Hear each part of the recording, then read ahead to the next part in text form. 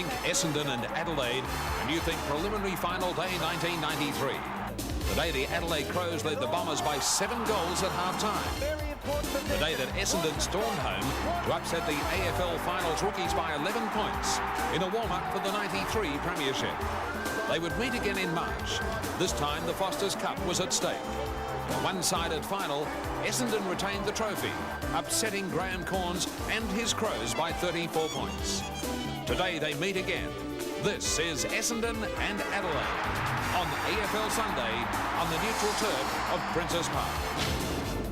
Yes, but there's certainly been a lot of water under the bridge since last September. Hello everyone and welcome once again to our Sunday coverage here of round 8 of AFL football, and this should be a beauty too.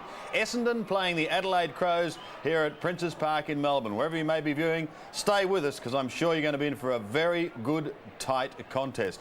The Crows doing pretty well this year. The Bombers, with Kevin Sheedy, however, on the other hand, struggling and are desperate for a win today. In fact, a loss today would really just about sink the Essendon ship for this season, because at the moment they're at 2-4. The Crows, on the other hand, are 4-2. But as I welcome a Ross Glendinning to our coverage, the one thing they've got to learn to do, Ross, is win away from home, and more particularly against Essendon in Melbourne. Well, it's a good opportunity, Sandy, today, because I think Essendon are as susceptible as they will ever be for the Crows to take over, and I just still sense that Essendon will lack that firepower to kick a winning score. They've really struggled to kick 15 goals this year. That's been their problem, hasn't it? Yep. When you take out Paul Salmon, who is out of this contest, it really puts pressure on that forward line to perform at last. Well, what it might do, Sandy, is lift some of those players who need more responsibility now with Salmon missing and take over, but they still, I think, just lack that ability to do it often enough. I know that the likes of Buick are very good goal kickers, but he's been a bit down on form, and some of the younger players, Sandy, who carried them through last year, that's an interesting sign, have just struggled this year to lift up to the same tempo of last year. Yes, that's the Crows about to come out. The Bombers, as we have seen, already out. But let's have a look at the Essendon lineup, because they have made a number of changes, Ross. They have, Sandy, and the fellow they've highlighted, Mark McCurry, is one of those young blokes who has in fact maintained his performance, and he's probably been their best player all season. Buick, they will rely on to kick a number of goals, and he needs to do that today. And Oliver Shaw down the bottom there is a player who has just struggled a bit, and he's got a big job today. Well, I'll tell you what, the Adelaide Crows have certainly got some supporters here in Melbourne as McDermott leads them out. I think, I'm sure that he senses here is a chance to go 5-2, and a chance also to break what has become a hoodoo in recent times. Once again, plenty of pressure on young full forward Tony Modra. Yes, but he's got a side in front of him, Sandy, who does deliver the ball well, and that's where Essendon will have to be very mindful of the Crows midfield to make sure they don't attack there and deliver the ball to Modra and give Fletcher such a tough job, which he'll have him to start with, but it's a good learning curve for young Dustin Fletcher. As I said, they've got their supporters here, and we'll have a look at the Crows lineup for this all-important clash. Jarman coming back into the side after suspension. And some good form he found too in the state game, Sandy, so he's a very important player in midfield. Tongaree, debuting against Brisbane, was the catalyst for that win with 3 goals, did very, very well. And Rashudo, a player who I admire remarkably, and a bloke who I think has got some big responsibility in midfield today. So both sides out on the ground, conditions overcast and cool. Ripper day for football. Stay with us, we'll be back with all the action shortly.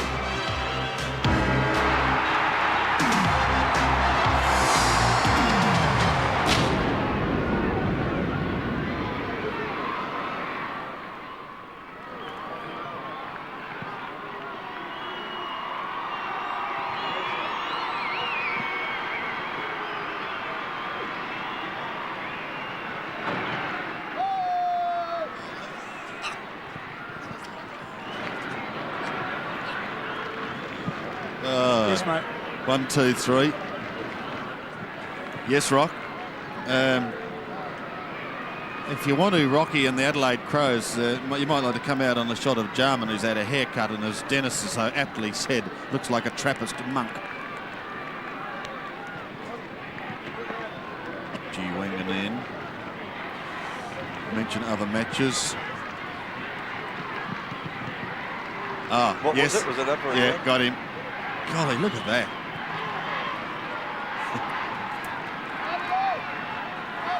Might have been a bet over the suspension. Move. Dipper and Curls both out there.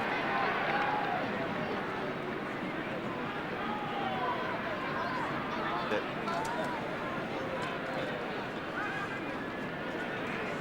Okay, now where is that 22? Sorry? Yeah, I reckon I've got him. Yeah, just with the socks down. Jumper out. Yeah. That's handy, yep. Coming back up on the Chiron, right? Marvellous.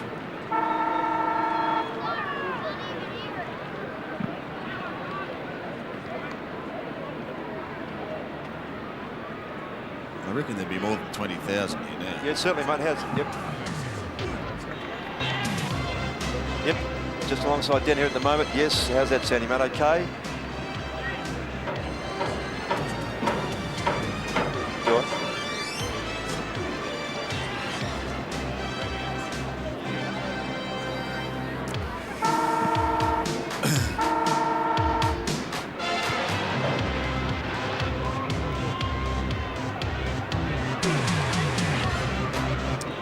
Round 8 will be completed this afternoon. 3 games. The other matches taking place. Melbourne playing Footscray, that match at the MCG, while in New South Wales, Sydney playing Geelong. We'll keep you up to date with those scores throughout the afternoon.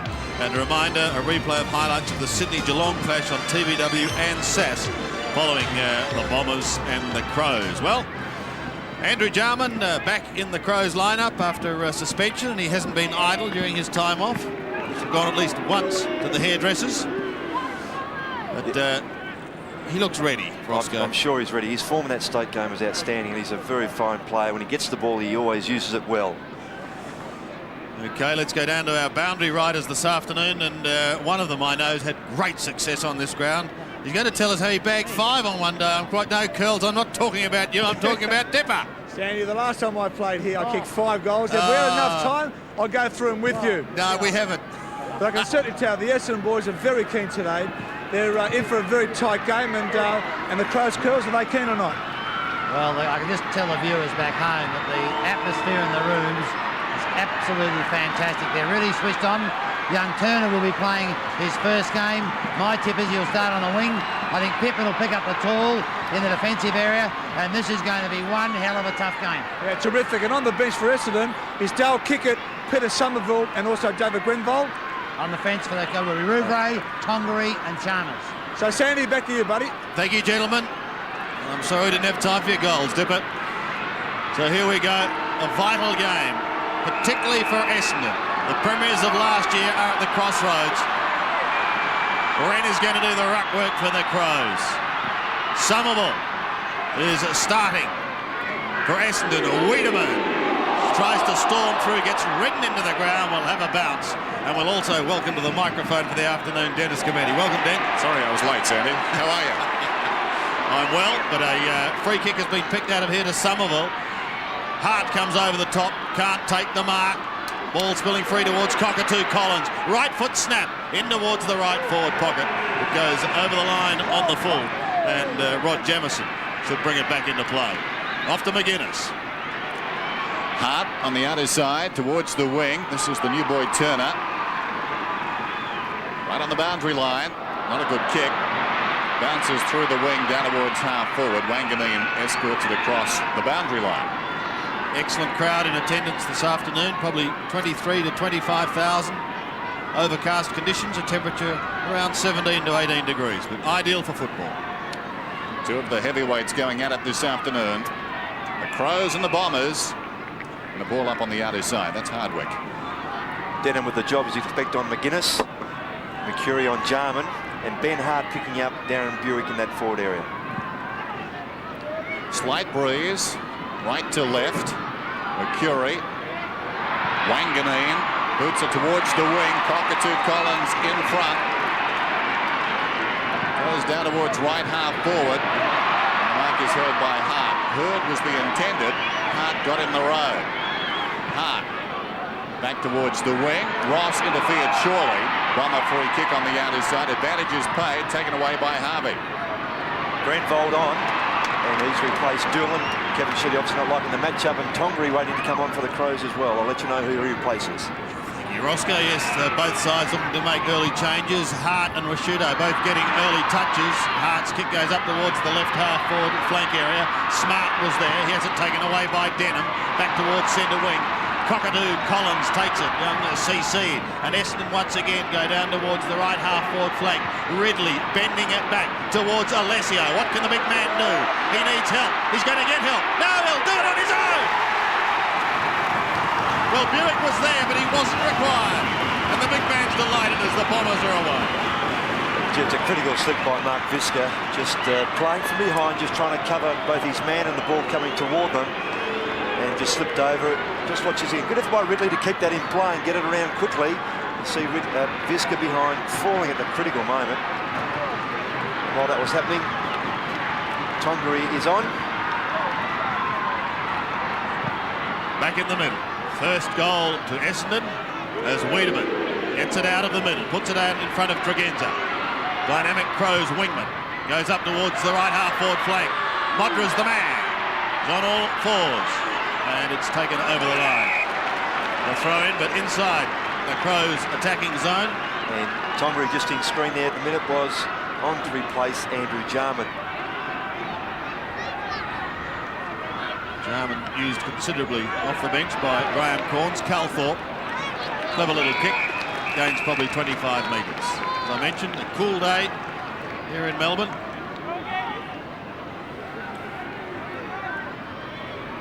Little breeze, perhaps favouring Essendon's end, Roscoe? Yes. Ricky Olorenshaw starting Essendon off again. Gives it away to McCurry. Into the middle, James Hurd. Hurd to half forward. Ridley's the diver. Calthorpe's come down. He's in the left forward pocket, David Calthorpe. Caught by Wiedemann, but he shrugs the tackle. He shrugs another. Calthorpe goes for goal. And this is away to the left. One behind.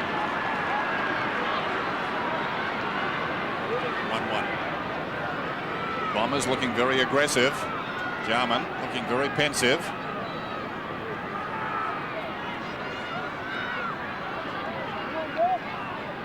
Still, here's Hart. Virtually straight down the middle. Somerville from behind gets a fist on it. This is Ridley. Well tackled by Wiedemann. Hardwick. Little chip out wide. Buick. So often a thorn in the side of these Crows. Goes from 50. And misses to the near side of behind. Looking for goal number 200 in his illustrious career. Been a fine player for the Bombers. Playing game 124. Rashudo, the short pass. Back near the kickoff line to take this kick. Mark Rashudo. Wiedemann leads. Short of the mark. Olorenshaw has it. No one stands the mark. Runs inside the 50. Didn't need a bounce, but goes in short to Young. Young is marked about 25 metres out. Well, Rashudo went for that short pass because he had no one to kick to. Essendon blocked it off very nicely across their half forward line and back towards the wing. He looked initially to go across ground to McGuinness. Nothing on, and the short pass was looking for Wiedemann. So Young, 45-degree angle, starts at right, misses to the right, and I guess it's the most worrying time for supporters of any AFL team. Corns is on the phone. I'm not talking about the start of a game or finals time. It's when the fullback kicks in. On tender hooks, I think, supporters, because so often this is where the ball is turned over, Ross. Yes. A very inexact science. That's better. Goes for distance, down the middle. Rennan from the side knocks it on. They can make something of this. Tongaree runs onto the ball and boots it out towards the wing. Foot race. The boundary line is too near. It's out of bounds. Jarman back on. Tongaree off quickly.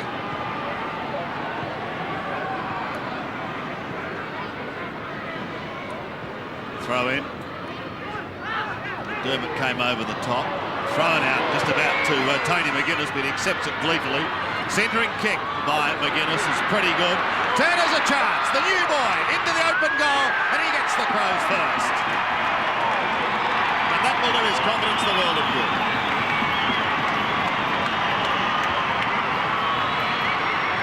Yes, so it's a good effort because he got to the ball initially very well, did Turner, and he controlled it.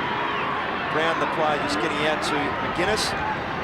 And the effort to spoil was good by Turner. Followed it up under pressure from Grenville. Well done on debut. Well, his first kick wasn't so good. He certainly made amends with that one. Wren went without it.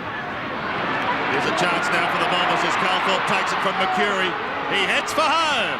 He's away to the right. Very quickly out of the centre after Sean Denham belted it clear.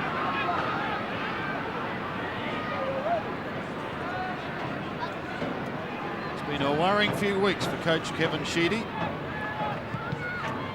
Side desperate to get back on the winners list. Wren comes over the top to take the Wellman kick out. Lays it off quickly to McGuinness. Tony McGuinness across the centre. The Crows charging forward, down towards half forward, but only as far as Mark Harvey.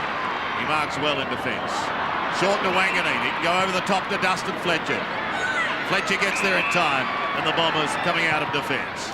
Towards the wing goes the kick. Loose ball behind. Wren comes to meet it. Olorenshaw sliding in. Tregenza confronted by Young, dragged down. Olorenshaw surrounded. Chips it towards left half forward. Cockatoo Collins favoured by the bounce. Hard against the boundary line, pulls it back. Hurd's in front. They've got the numbers. 3 on 2. This is Young, 25 metres out. Bounces it through. Crows always in trouble. Yes, and the Porters coming back from Darren Bury to Ricky Olenshaw made a real contest on the wing. Followed up. And then good skills here by Cockatoo Collins and Young atoning for that previous miss.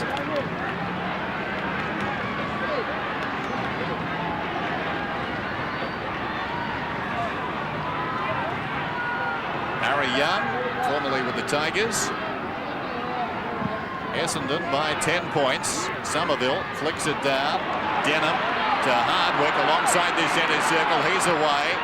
Probing kick inside the 50. Alessio in best position. Controlled it pretty well. Was he pushed to the back? Not according to the umpire. Crashing in there, Rashudo. Forcing it behind. Margin 11 points. Sean Wellman to bring it in. The youngster troubled by injury. Formerly with North Adelaide. He looks for his big man in Wren. Doesn't let him down. Off to the running Rashudo from half back. Stabs into the middle. Just a little too far for Rowe, and they could turn it over again. O'Donnell to Hardwick to Calthorpe. David Calthorpe's got a bit of space. 65 metres out, long and low. But straight onto Sean Wren. And again, he gets them out of trouble. Again, back to Rashudo on half back. Sean Wren's failure to be able to duck back like that. Rashudo's kick up towards centre wing. Big pack of players flying. Wanganeen picks it up, gives it to Calthorpe, who's had a busy start. His kick is high. Kick number 5, 2 for Calthorpe. Buick, that's what he does so well. Great read of the ball, particularly in the forward line. That time he's away to the right. And behind goes on the ball. Just about all Essendon in these opening minutes. Handy breeze they've got, so they need probably a lead of about 3, do you think, Ross? Well, actually, it's strength and continuity, and you're right. It's a bit deceiving from here, but yeah, 3's fair. Hart looking for Tregenza. First to get hands to the ball, Ricky Olorenshaw sees it over the line. James Hurd just has a gentle chat to himself.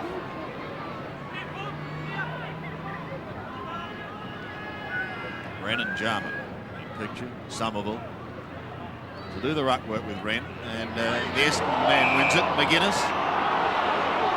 The advantage is paid. What advantage? Tregenza may be saying. Calthorpe and Jarman. Well done by Jarman. Back to Tregenza. Buick gets him. Push towards the line. Buick again. Gets another chance. Kick is short and low. McDermott. Well played. He knew he was going to be under pressure. Mark Mercury holding him up. Hart. Kicks towards the centre. Waiting down was Turner and McGuinness. It's the latter who takes it. Away goes Tony McGuinness. He turned 30 last week. Kicks towards half forward. Only to see it marked by Dustin Fletcher. Short passes. This is Thompson towards right half back. Meters in the clear on the outer side wing is Denham. Now he's away. Runs to the wing. Kicks down towards half forward. Not well directed. Visca goes back. Marks on his chest. Mark Visca back towards the middle. Jarman is loose. Almost uncontested. Held up now. Play on is the call. Jarman in short to Brown. Brown still in the centre square. Long kick well inside the 50. Fletcher and Modra. Well, Modra got a kick in there somehow. It comes to Pittman. Pittman from about 35 metres out blazes away and misses to the left-hand side. Crows forwards must be aware that ball's going to drop short, kicking to the breeze. They've got to be in front. You can't afford to jump from behind. Harvey in short. Mercury. So good, this young man. Back to Harvey. Around the other side he goes. Towards the wing. Hurd comes on the lead. Spills the mark.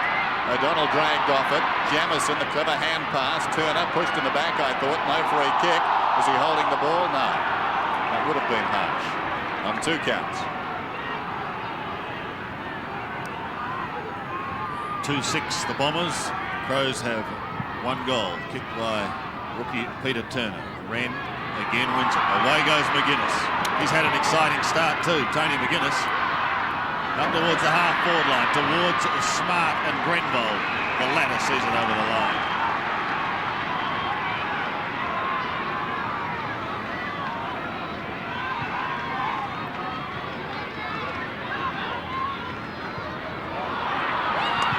Ross towards Modra. Over the back. Modra! Goal number 1 for the night.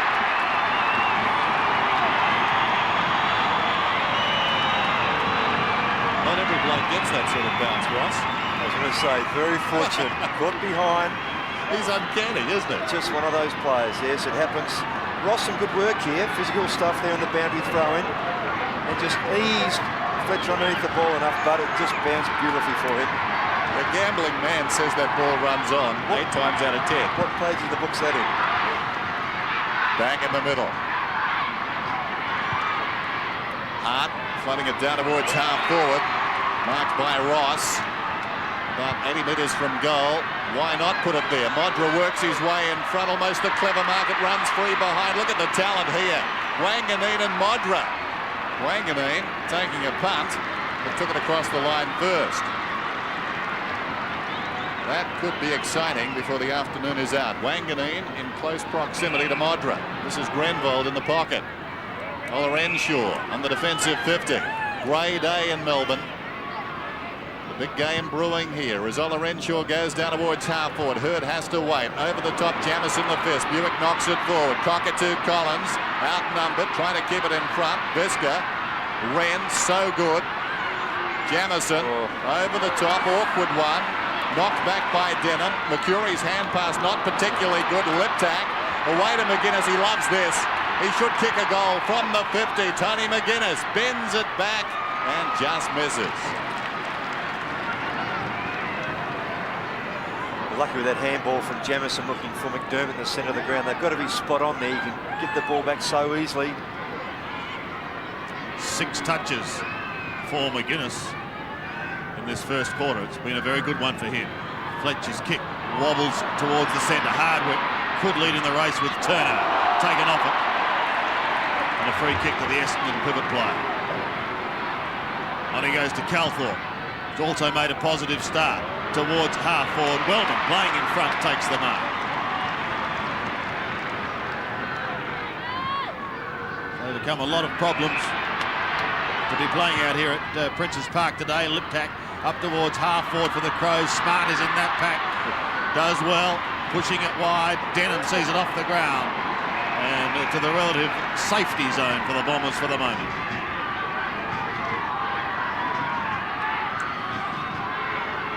Quick look at the record, and it's been just about all Essendon. They've only met 5 times, but it's 4-1 the Bombers. A couple of very, very important games in that little lot too.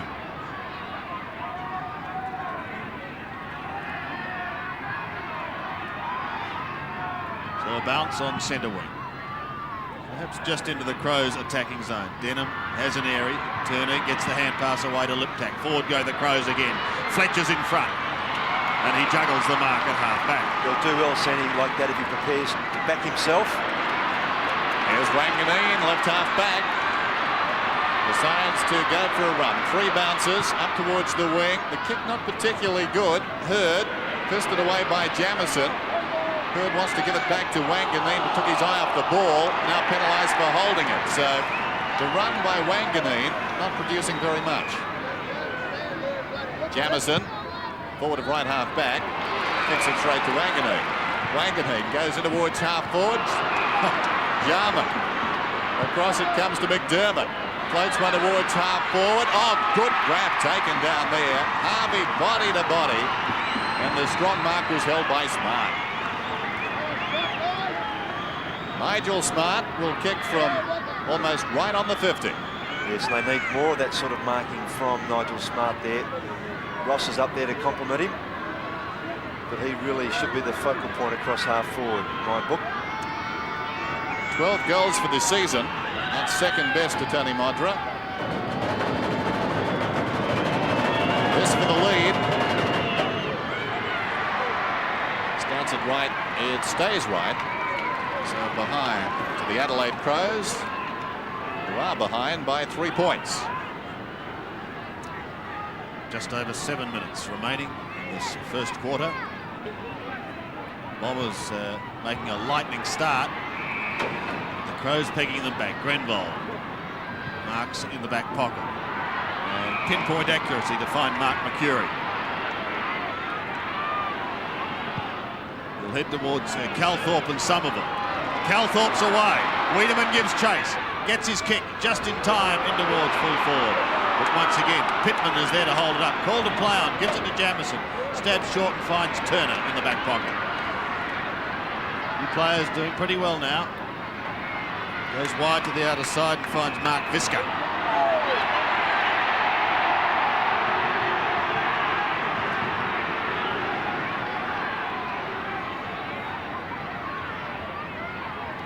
Visca on half-back.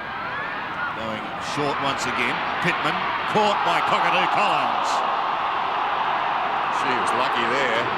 Bomber fans perhaps not quite as polite as that.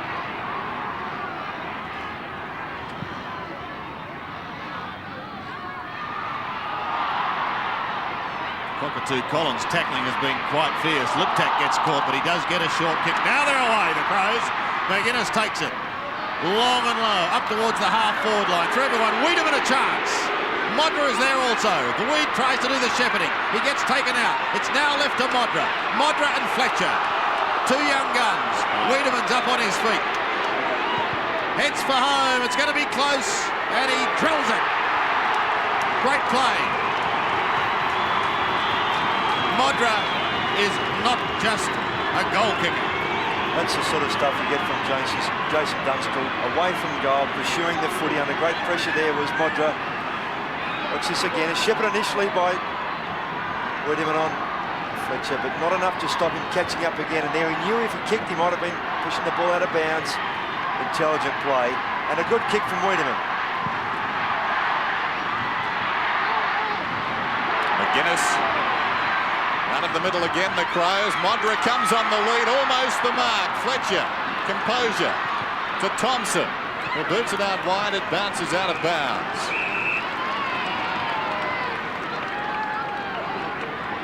So boundary throw in, right half forward. Harvey props in front. Ross from behind. Liptak. Don't forget his droppy in that last build-up. Beauty to McGuinness. Tangle there and a ball up. Place for the droppy in this game, Roscoe. Nice to see it come back.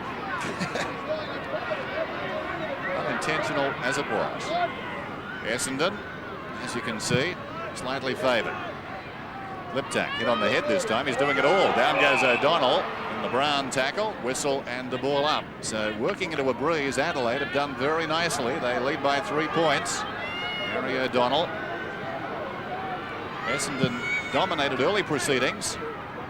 Ross over the top. O'Donnell clean possession. Olorenshaw quick hands to Thompson. Thompson hugs the boundary with a kick.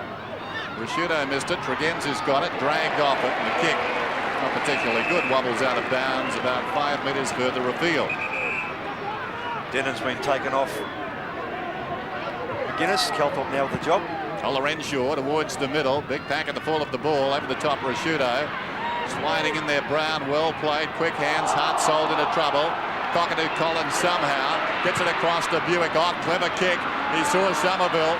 Somerville with no one near him. Can hand pass over the top. Alessio, they're bearing down. Gets the kick off. Gets his second. The cavalry didn't get there in time.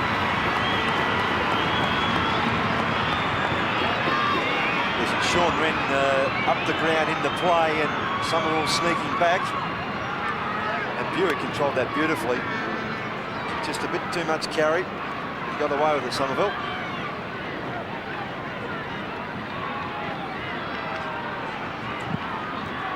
So the Bombers regain the lead. Brown and Wren both in the middle. And another bounce. Sean Wren, most exciting young player. Wiedemann tried to get it out. It was to Wren initially, but Hardwick steals it from 52 metres. Goes for goal. Long kick. He's got it.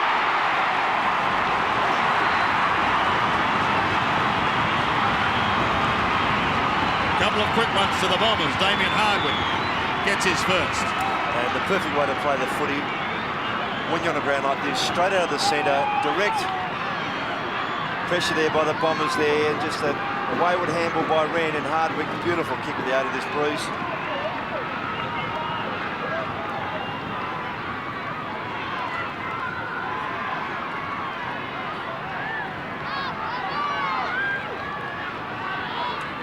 Nine points the margin, favouring Essendon. Jarman tries to take it out of the middle. Had it, then lost it. Turner gives it to Brown. High kick up towards the 50-metre line. A crow mark, yes, and a good one too, taken by Ross. Harvey's suggesting there was a push there. All the way. From 55 metres. A high kick and a big pack of players. Modra was in them. Couldn't take the mark. McGuinness and Wiedemann dangerous out in front of goal. Denham through, had it only for a moment. Jarman pumps the Crows back into attack. Was it intended? Doesn't matter. The mark has been taken by Jonathan Ross, and he'll have a shot 30 metres out, almost directly in front. Good persistence there by McGuinness too. Smothered a handball, which allowed then Smart to get the footy. Very lucky kick.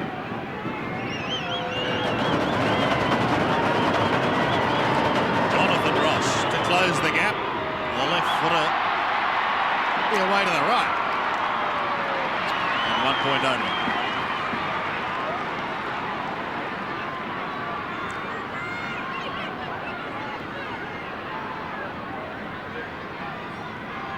Margin 8 points. Justin Fletcher. Acquired under the father and son rule back in 1992. Finds Thompson. Right on the 50. Thompson goes down towards half forward. Hurd, up he goes, surrounded by Crows. Fell behind. Hurd's going to get a free kick. Advantage won't be paid. Play hand stopped. It'll come back to James Hurd. Just forward of the centre circle. 4-6, 3-4. Essendon in front. High kick inside the 50. Visca went without the ball. Cockatoo Collins spells trouble. Well played down there by Pittman. Wanted front spot, won the ball on the ground and kicks it out of bounds in the pocket.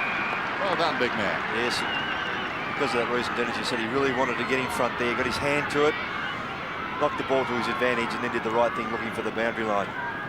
Throw in. Pittman in front, directs it down, exposes the goal face. Here's Denham, deep in the pocket, kicks it right across the face. It bounces inside the field of play, then goes out.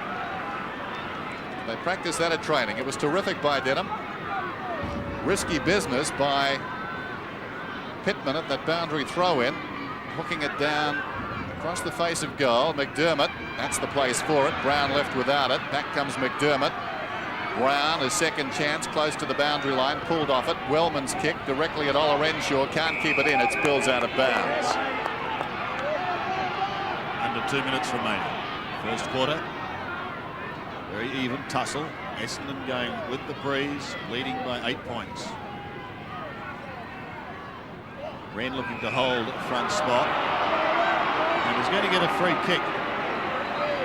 Steve Alessio, the umpire, alleging pushed him towards centre wing. Man in front. Rossi's done well, Sandy. That's his 4th mark.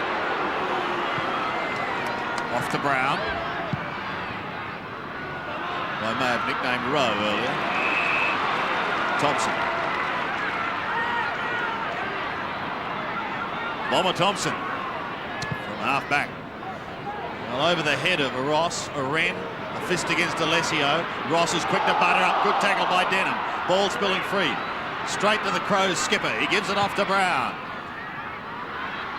Stabs it in towards full forward. Fletcher again in front.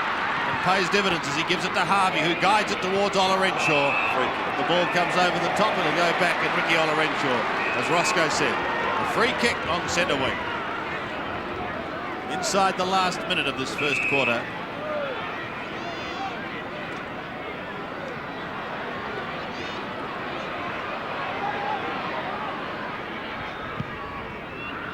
Ola Renshaw goes towards Hurd.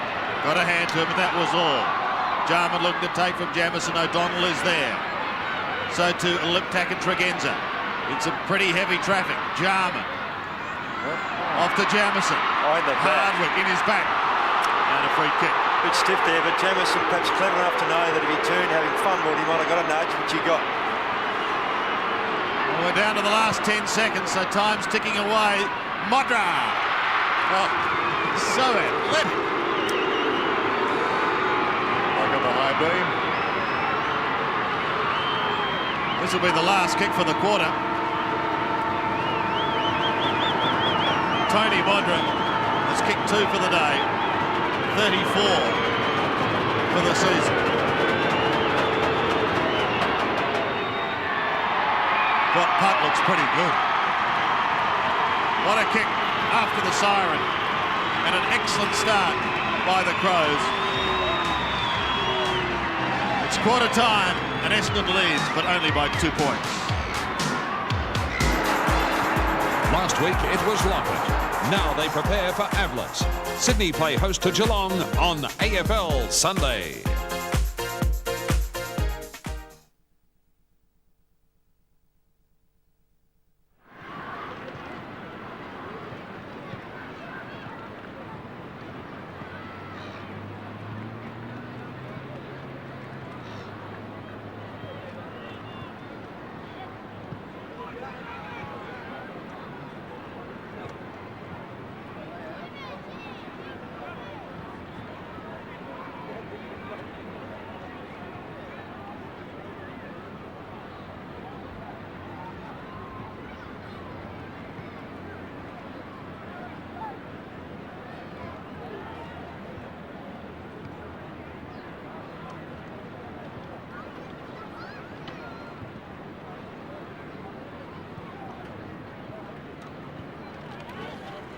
Okay. He hasn't got cans on yet, mate. This is Ross here. You want to check with me? That's good. Yeah, Dennis is just coming on now, mate. Yeah, can you hear me, Rock? 1, 2, 3. Yeah, that's fine with me. Yeah, that sounds all right. Yeah, very high. Yeah. Okay. Now, what headset am I on, Dom? Stay on this one. Okay.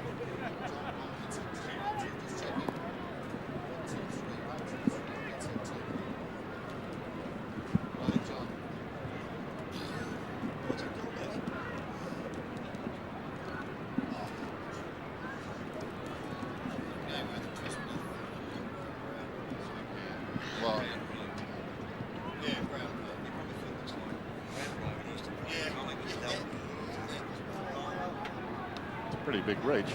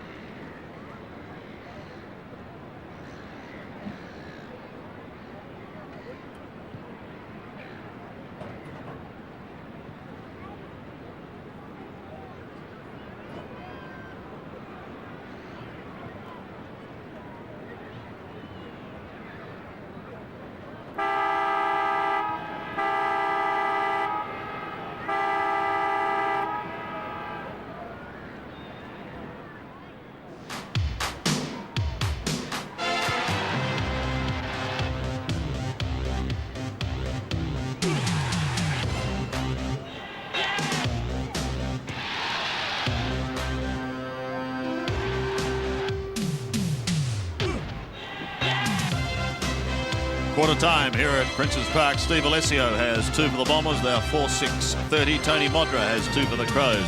They're 4-4-28. This match is part of the Foster's 1994 AFL Premiership season. A couple of other matches in progress today as Graham Corns addresses his charges. One is Sydney and Geelong. Now, if you don't want to know the score because of a replay of highlights of that game a little bit later on, then look away now, because here comes a progressive score in the first quarter.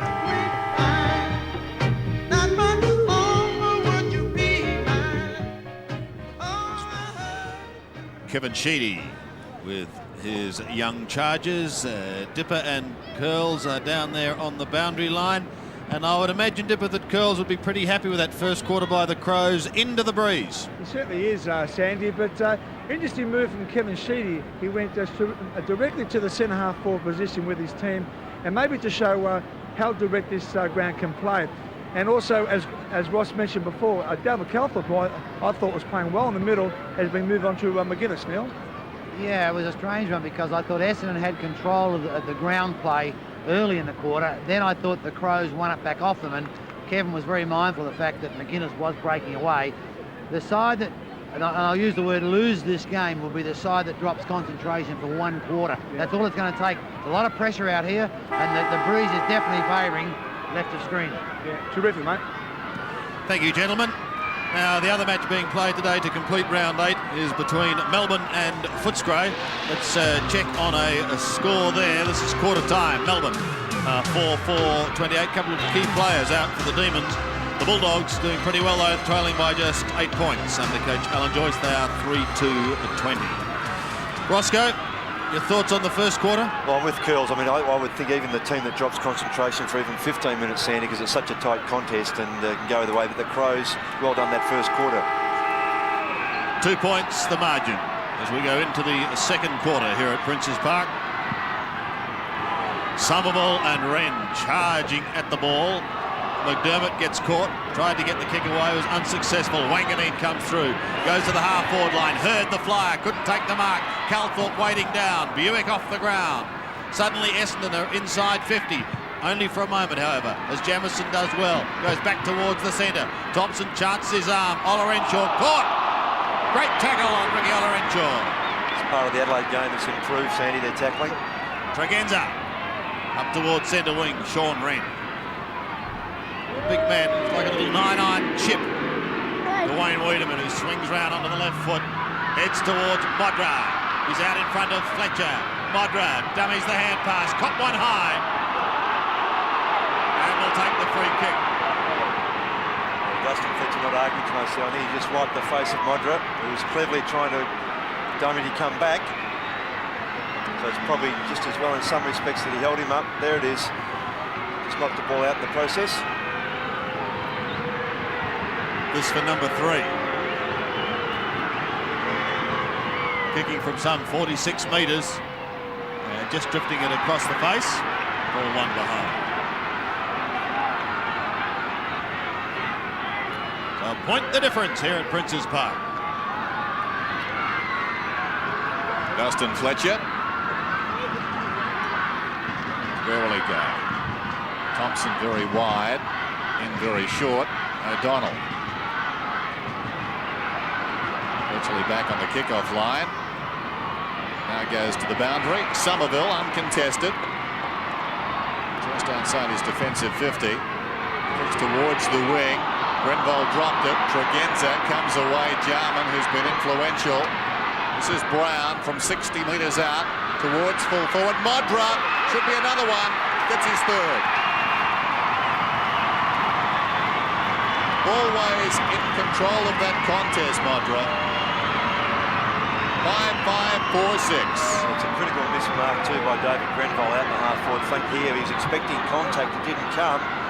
Almost to take that on his chest, and of course you give the ball back. A quality team like Adelaide can hurt you, and Modra, as Dennis said, just in control there all the way, just bodied Fletcher under the ball. Fletcher did the right thing by being in front.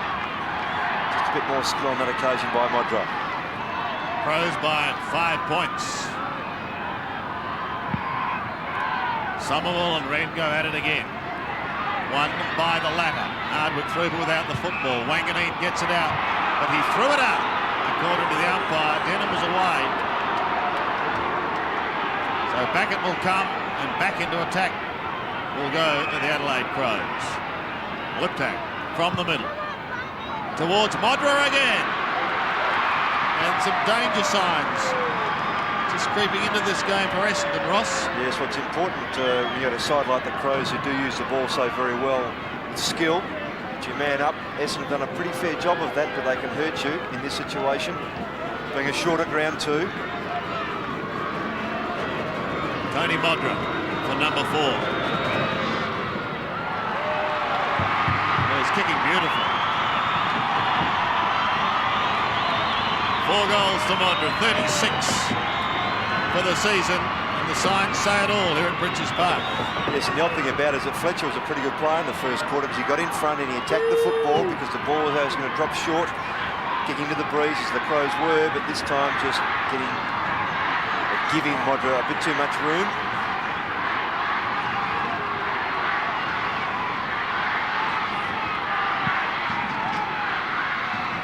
So the Modra saga continues. A remarkable young player. Mercury kicks towards half forward. This is Buick.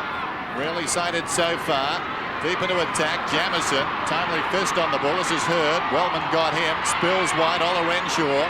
Still inside the 50. Scrambles a kick towards Calthorpe, who juggles it. A bit of luck involved, but they'll take it. So Calthorpe, about 35 metres out, almost directly in front. Bombers down by 11 points. Calthorpe, a star for Victoria a couple of weeks back in that State of Origin encounter. An epic at Football Park. Leading this goal. That's good. We're back to 5 points. Calthorpe gets his first. Been busy too. He's had 8 kicks. That's a very important goal. They're going to struggle this if they don't get that ball quickly up into their forward line. If the Crows can congest it, makes it terribly difficult for any forward line, but particularly Essendon, who run a big marking side up forward there. Wren and Somerville once again in the middle. Jarman couldn't take it out. Neither McGuinness. Jarman could have hurt himself at the bottom of that pack. Somerville almost fell on him. Second close call of the week, I'd suggest. You can't miss the first one, can you? Wren with a roundhouse right. Liptak attempting the same thing. Wanganeen and McGuinness. Some pace there. Ola Renshaw also. Free kick to the Essendon youngster. Drifts it over the centre. Wren just drops back and floats across to take an easy mark in the end. Kicks again to half forward. Harvey over the top. First to recover. Back to Wanganeen. In towards Sean Denham. Still on the defensive side of centre. Buick takes it from Ola Renshaw. Shepherding sees him clear. And a kick towards the 50-metre line. Good mark taken by Ridley. Call to play on. From 50 metres. Ridley goes for goal. A long kick. Ran again. Couldn't take it, almost thrown out towards Cockatoo Collins. Cleverly done towards Brown, and equally as well done to Liptak. The Crows out of trouble. Across centre wing, suddenly up towards Ross at half forward. Unable to take the mark. Jarman, was that a throw? Yes. Essendon fans think so, but no. Play goes on. Down towards the forward line. What sort of bounce will Modra get this time? Fletcher's better to O'Donnell. Off to Harvey. Enormous pressure on the Essendon defence. They're able to bring it away. Young over the top. Denham back to Young running through the centre. He has a bounce. Call to have another one. 65 metres out. Goes for home towards Ridley. Buick caught. Gets a kick under pressure and it wobbles over the line. Well done by Wellman to hang on there too. Just retarded him sufficiently to put the kick off balance. Quite often you see those sorts of tackles broken. Strong fingers there. Great grip. Kick around the outer side. Ball free behind Denham. Lays it off to Wanganeen. Having an influence now. He centres that one. Mercury. Great courage, went back to market. Now he's cornered. They're in trouble. Young trying to give it across to support. Hardwick did well. Cockatoo Collins inside the 50. Goes short. Buick. That was clever because Buick stood his ground, as if to say, have a long shot. He almost motioned to kick over his head and then obviously put some doubt in Hart's mind. And he led short, easily got away. Nice dummy there from Cockatoo Collins. So Darren Buick, who's been in the nervous 90s for a couple of weeks now, and 199 career goals. This for the lead from about 25 metres out. Goal number 200 of his career. Essendon lead, 42-41. There's a much better setup, Essendon, too, getting into that forward line. They've been a bit untidy going forward. That time just created something. And this player has done very well. Curie. Good pressure there by the Crows, but not enough, and Hardwick just the player to get the ball out. And as Dennis mentioned, also Wanganeen having some influence off half-back. Out of the centre, who's going to be able to take it forward first? Tregenza a chance for the Crows. Turns nicely, then kicks to half forward. O'Donnell over the top, trying to get a fist away, but it finishes with Nigel Smart. He's just outside 50, hooks it round his body. Fletcher and Mudra, neither able to take it. The jostling towards the boundary line. It'll be Denham to see it over. Thought Smart may have been able to give the ball over to Wiedemann, who was free for long enough. May have sensed he was going to his right foot. Yeah, that's a tough call to make, I isn't understand it? that, yep. Yeah. Throw it in the pocket. Smart trying to flick it back. Wiedemann a chance. He's going to have to pull it right round. Fletcher and Mudra! He almost took it from behind. The Bombers have the numbers. They'll get out of trouble. O'Donnell could bring it away, but that was oh so close. McCurry into the middle. Cockatoo Collins. Slews off the side of the boot. Down towards half forward. Good says, excuse me, please. Rashudo round his body towards Turner. Youngster kicked a goal in the first quarter. On this occasion, he sees it over the line. Pittman has looked back at Hart. Throw in, just in the attacking zone for the Bombers. No one able to pick this one up or get it out. And another bounce. Tony McGuinness, 7 kicks. Pretty busy. So on the other hand is David Calthorpe with 8 for Essendon. Ridley tries to shrug the tackle, turns straight into trouble. Hurd is also under pressure. McGuinness close to the boundary line. And over. Brown coming off for the Crows. Tongaree to come back on. Tongaree going down to that forward area, picked up by O'Donnell.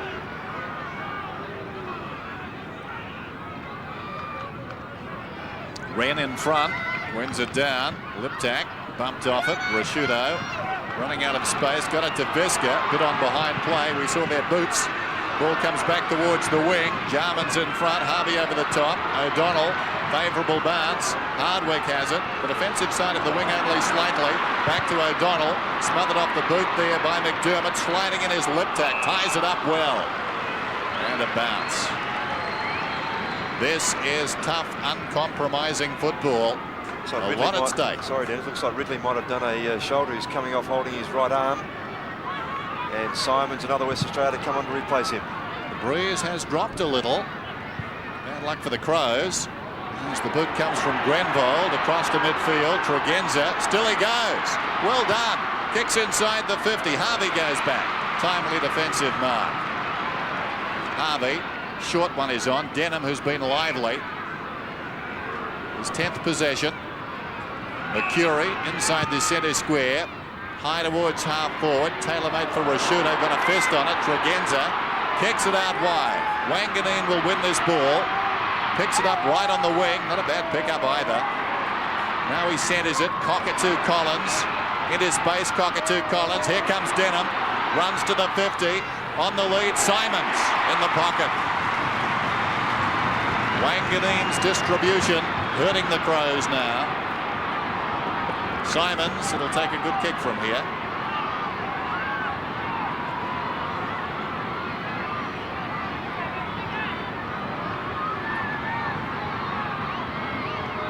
As a result of all of that, this kick at goal for Essendon.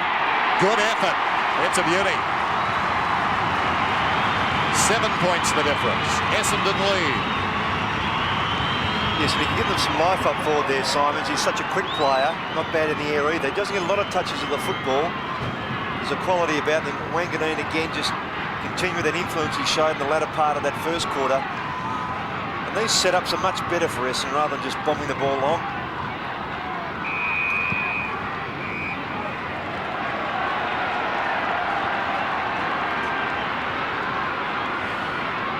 Infringement in the middle sees a free kick going the way of Essendon Somerville. Up towards the 50-metre line. Steve Alessio. Going to send the Bombers deep into attack once again. Well, he wanted Mercury, but it wasn't a good kick. Tries to slap it forward to accommodate Hurd, but runs out of room.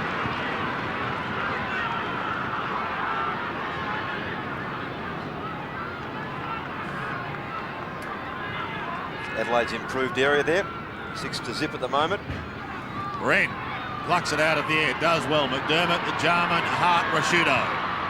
Into the centre, just too high for Wiedemann. Smart comes in to lend a hand to Wiedemann. He's away, but a free kick. It's going to go to Bomber Thompson.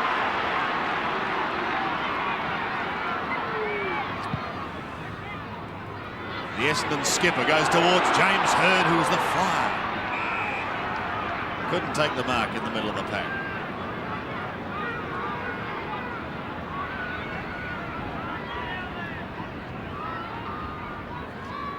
One of the young Bomber guns looking to regain the confidence that it was such high levels last year. No doubt it will return. Try a ball, but no, play on. Cockatoo Collins. Oh, shot at goal. At last he says, I've got one. James Hurd. It's clever. Hurd gets his first, and now the Bombers kick a one. Yeah, it's just sensed the player running at him. Cockatoo Collins featuring once more. He's been pretty good, 6 and 3. 6 and 4, I should say, 3 marks. Just here, just feeding off. And look at that, just sensed Jamison was coming at him, did James Hurd. Play restarts. Essendon out now by 13 points. Rashudo away from the middle.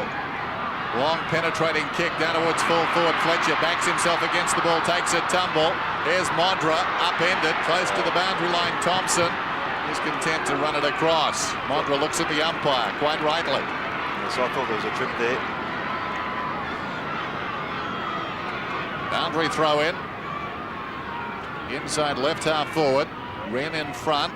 Drifts back, almost clean possession. Grenville to Alessio. Well done by Ross Wiedemann on his natural side. Sets it up towards full forward. Modra, well played by Fletcher, but the danger is still imminent. Modra, about 30 metres from goal, lays it off to McGuinness. McGuinness snaps back to the opposite pocket.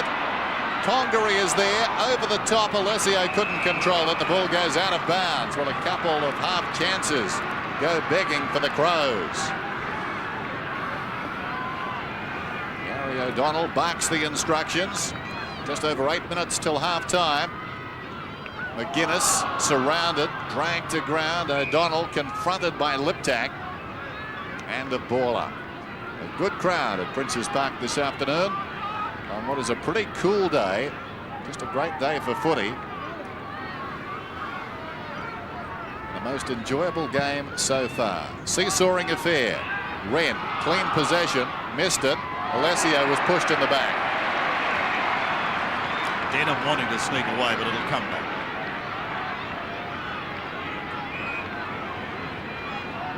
The Bombers by 13 points. Short but effective to Wanganeen, who's been so effective. Dustin Fletcher bounces away. Down the middle he goes. Modra's getting close, but not close enough. And he kicks to half forward. The Essendon fans love it. Ball spills free, a chance now for the Crows to clear. Not yet though. Mercury gives it away to Simons. Just come onto the ground and he's kicked one, but he won't add to that. those handballs, Sandy, out of defence when they're just iffy. You think, I'll just try and handball long, particularly when you're coming down the middle of the ground around centre-half forward, are very dangerous. Hart to Jamison. Tucked in the back pocket, can go short to Rashudo or longer to Turner. Good kick. And selects the second option. Now gives it off to Rashudo, who passes into the middle, and Jarman. Off to Tregenza.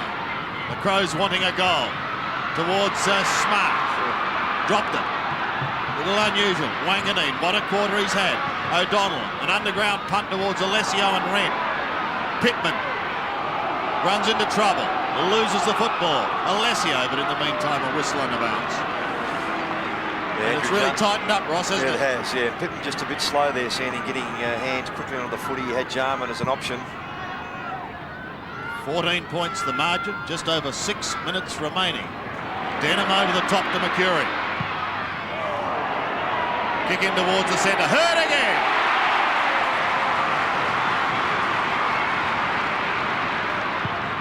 Simons gives him the lead. Maybe a little shorter. Young is there to take the mark. Simons will drop back. Young kicking from 52 metres. Oh, great distance. Was it touched right on the line or through? It's through. Well, he backed himself, Barry Young, and he's got his second. 9-7 plays 6-5. It's a good shepherd too by Cockatoo Collins. Just watch this, Cockatoo Collins in the square, just easing back on Pittman. Well done.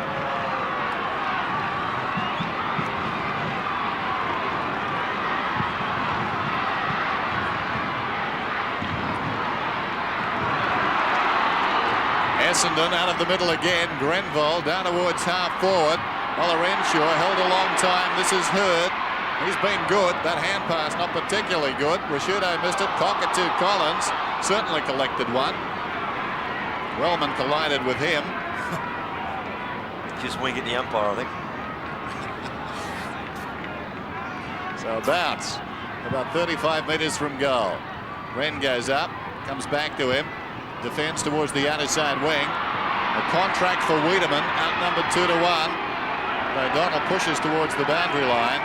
Content with that. It's been a very good term as far as the Bombers are concerned. 9-7, 6-5. Alessio goes to the front. Wren reaching over the top. Tonga going nowhere. Wren again. Got it out to Wiedemann. Play goes on around the outer side. Jarman picks out McGuinness. McGuinness from right half forward pulls it back inside the 50. Big fist away by Harvey. Finds the safety of the boundary line. Disciplined defence. Essendon on top now. 4.5 minutes remaining in the first half. Somerville comes off, Sandy, for Dale Kickett. Jamison coming off, and Rouvray on for the Crows. Liptak. Kick partly smothered. Wanganeen again. Gets the hand pass away. He's had a fabulous quarter of football. Jamison's man, Sandy. Hurd. Short to Simons. The change not being able to be made quickly enough, which left Hurd free with Jamison coming off. Rouvray coming on to pick up Hurd, but couldn't get there quickly enough. Hurd took advantage of that. Michael Simons. With an extended run-up. Kicks from 46 metres. Popped through another one. Big quarter for the Bombers. 2 to Simons. They're throwing down the challenge. 10-7 to 6-5. Very good quarter, Sandy. 6 goals to 2. Essendon in this quarter against that breeze. Jamison's actually coming back on again now. Pittman to come off. They've worked very hard going forward, Essendon. They've been far more constructive. More players in that forward area presenting themselves. The ball's been delivered much better. Back in the middle once more. Time ticking away in this first half. Mercury up to Wanganeen. Away he goes again. Up to the half-forward line towards Cockatoo Collins. Got the numbers here. Kickett's on the ground. And he's caught. Went for the short kick. Lobbed straight on the chest of Paul Rouvray, who drifts it back towards Turner, who takes a good mark on centre wing. Socks down, jumper out. Pretty effective. Out the back, Modra. Round his body he goes. Wanganeen the spoiler. With him is Liptak. Look at Wanganeen work. That is just fantastic football. Harvey short. Denham, you're off. And he's caught. Why did he not lose it? Wiedemann has possession. Swings into goal. This will be a goal. If he's accurate. And he is. Second goal to the Weed. It's an important one too, Sandy. They didn't need that, but I thought it might have carried too far and gone through for a point. Well directed. And there should have been a free kick there to Rashudo, but it's actually worked in favour of Adelaide, which the umpire wouldn't have known at that stage. He was a clairvoyant. It's a good kick by Wiedemann. He's a bit unsure sometimes from that distance. I tell you what, they're very dangerous things, clairvoyant umpires. Even when they're not, they are. Up goes Red, knocks it down. Hardwick pushed in the back. He'll get the free kick. Hardwick, the defensive side of the centre circle, chips it out to Denham. Not the worst of them this afternoon. Denham goes inside the 50. Kickett's up in front. Hurd from behind it. Falls to Buick. He bounces it out of bounds in the pocket. Well, Buick has caused these Crows a lot of pain. 6 goals in last season's preliminary final. 4 when they met last season in the qualifying games. Boundary throw in. Alessio in front. Over the top Jamison of the man in front of him. It wasn't a good throw in. Cockatoo Collins. Well, that's interesting. He went the long way round. Not happy with that. So another boundary throw in. Alongside the behind post. Alessio in front. Wren. Sneaky. Gets in front. Kick it. Hooks it back. Oh, right across the face. Out of bounds in the opposite pocket. That's Wellman. We're down to 2:01. Clock is stopped. Remaining till half time. They'll kick it. Caused a few problems for that Crow defence when he came on, simply in matching up. Hence the interchange down there. One of the men involved, Rouvray, got it to the other Jamison, who boots it to Rashudo, as if on cue. Here's Rashudo on the outer side, right half back. Goes down towards half forward. Smart in front, been reasonably quiet. Knocked away by Grenville. Bad luck there for McGuinness. Got an unkind bounce. Thompson did brilliantly. Denham the quick hands away. Hardwick. Oh, the spin turn. Nice manoeuvre. Runs to centre half forward. Unloads from 45. Hasn't got the carry. Not quite. Right on the goal line. Wellman stretching every sinew. Gets it down. That's forced from behind. I wonder whether Mark Rashudo would have been better off trying to tackle Hardwick there rather than just hip and shoulder him. 21 points the margin. Wellman's kick. Ooh. McDermott takes it after the big fist from Visca. Still with McDermott, who gets around Buick. The Crows over centre wing to Liptak. Off to Tregenza. They can go deep into attack here in the last minute. Up towards Modra. Yes, he dummied left first, Sandy, then put his hand up, so I'm going right, which caught Fletcher out of position, and Tregenza had enough time to bring that across in front of him. Well done. His kick. 4. 2 and 2. Ricky Olorenshaw in the hands of the trainers. Got the very nasty boot. Modra for number 5. This to close the gap. Didn't look at all confident off the boot. 1 point only. So 30 seconds left. Fletcher short to O'Donnell. Still tucked in the back pocket. Finds his skipper. Bomber Thompson. The half back. Could have almost been dangerous, but Wanganeen is there to tidy up. Only just. Push. Caused him to make the kick short. Taken by McGuinness. A long bob in towards goal. And behind. Good chase by Tongaree too. Just put Wanganeen off his kick. Yep. That's all it needs. Fletcher again. Thought about going short.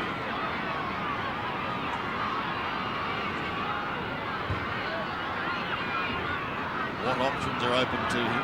Yeah, orange short, not Shore. looking. Yeah, coming off, Sandy. Half-time can't come quick enough for him. Fine mark by Alessio. And an interesting kick. Turner's got to just stand there and wait. And he does, as Cockatoo Collins gives him something to think about at half-time. Good quarter of football by Essendon, kicking into the breeze. Crows getting a valuable goal late in the term,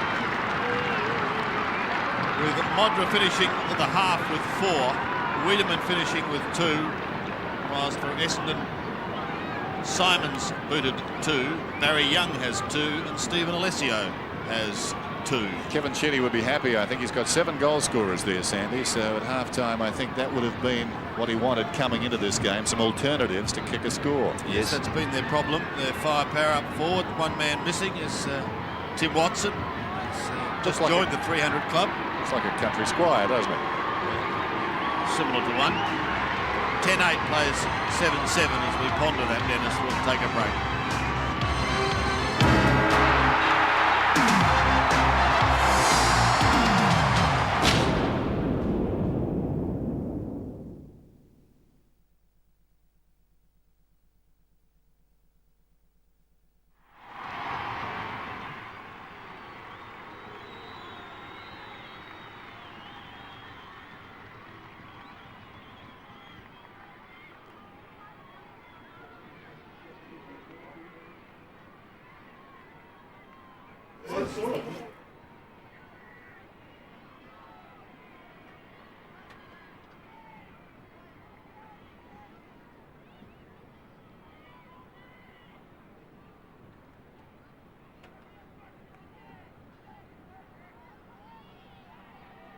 Rocky, hear me? You should be able to.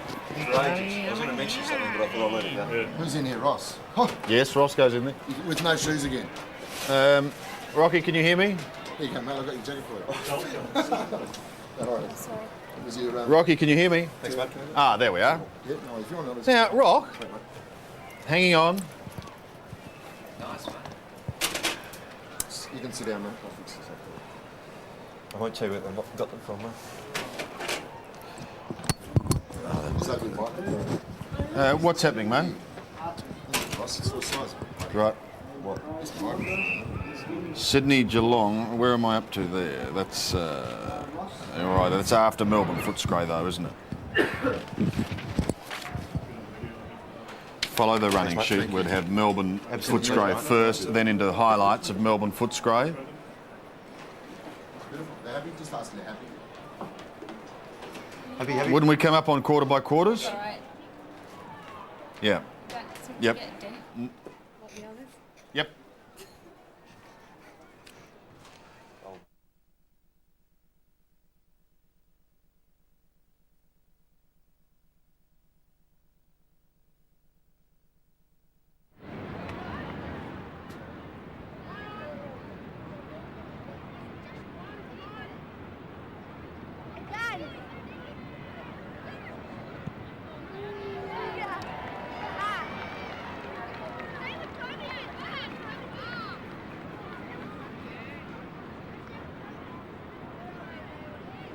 Just say what time is it?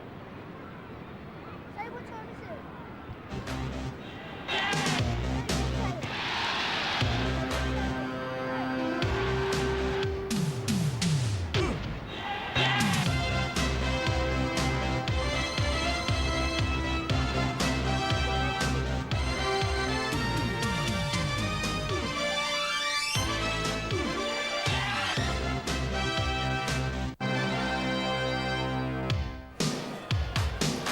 Half-time here at Princes Park. The Bombers lead after a good second quarter into the breeze. They booted 6 goals to 2, and at the long break, 10-8, 68, leading the Crows 7-7, 49. 3 matches being played today. The second one we're going to concentrate on now is at the MCG, and it's the match between Melbourne and Footscray. Let's have a look at some of the highlights of the first half from the G. Schwartz goes for it from behind. Down goes Hilton. Ball spills free, 50 metres from the Melbourne goal. Lyon tries to get it clear for Schwartz. A little slow, but he's able to get his kick in. Kicks it in towards full forward. Steins, terrific butt by Stephen Matthew Phoebe, and Steins gets the goal. Too high was the tackle, play goes on. Liberatore up towards full forward. Bouncing ball, very awkward for the players to control. Dyson taken by Thorpe. Thorpe gets it back to Costa. Costa's kick is not bad. That's a goal. Punched away, but brilliantly picked off by Hawkins. Goes back to Crediube. Hunter maybe wasn't waiting for that. Mark Hunter's able to recover his situation. Then kick ordinarily. Grigic, can he get his second? Big Ilya, he's happy, it's a goal. Didn't quite go right on with it. Yates held it up for a moment, kicks to half forward. Lyon was there. Doyle's handball goes backwards. Neats's handball pretty good. Viney goes for goal from the pocket. Good kick. And drills it through. He kicks it across that half forward area and it bounces free. The gatherers by Crediube. He gets it to Stanfield. Stanfield goes to Cameron. Cameron blindly blasts away and gets a goal. Schwartz, strong enough to keep Stephen Wallace out of it. Lovell gathers 50 metres from goal, goes to the square. Which way will it bounce? Gary Lyon gets a foot to it, and that is a great goal. Then runs the corridor with a bounce from centre half back. Good shepherding and enables him to get away and bang it back to centre half forward. Big fly by Grant. Good take by Grant. Takes forever to get his kick away. Goes for goal. Wonderful football. Outstanding. It's a pretty exciting first half of the MCG. Melbourne have booted 8-8-56. Skipper Gary Lyon has 4. And the Bulldogs restricted to just 2 goals, 2 in that second term, but still within touch. They are 5-4-34, so a margin of 22 points favouring Melbourne at half-time. Well, the other match being played today is at the Sydney Cricket Ground. It is between Sydney, who had the chance to pull off a victory last week over St Kilda, but saw the Saints run home in a thriller. They're up against their Cats this week, and we'll be having highlights of that game a little bit later on in the afternoon. So if you don't want to know the half-time score, then look away now because it's about to come on your screens.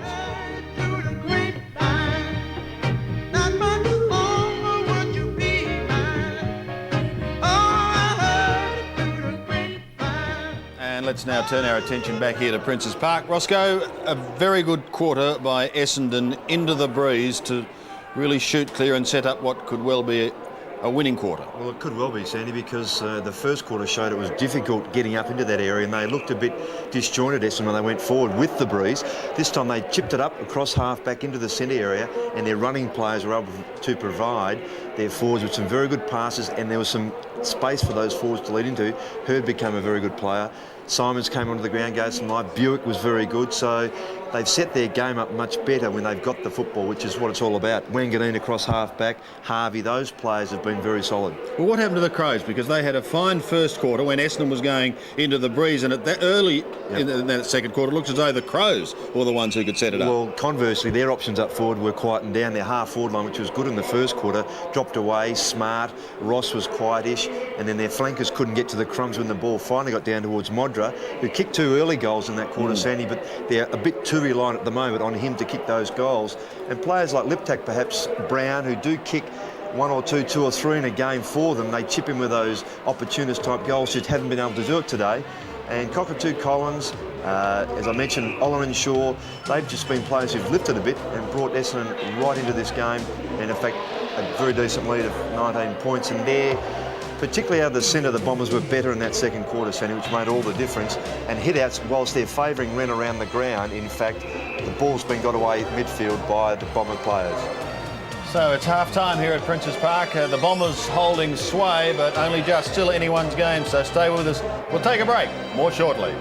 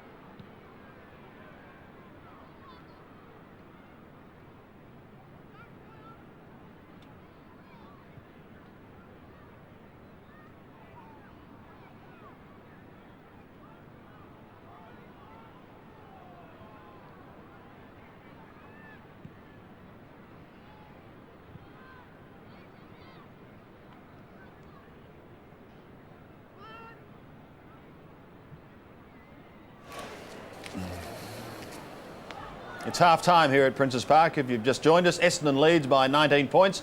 Time now to check out the Mitsubishi Marks of the Week. Time now to check the contenders for the Mitsubishi Mark of the Year. Each week, 10 lucky callers will receive a Black & Decker drill. And let's have a look at them. First up, we've got the West Coast Eagles' Brett Heady. Make a note of the number. If this is the mark you like, 0055 60681. The juggling Brett Heady takes it. That, of course, was against Carlton last week in Perth, where the Eagles were big winners, and Brett Heady really starting to show some very good form. Gary Ablett.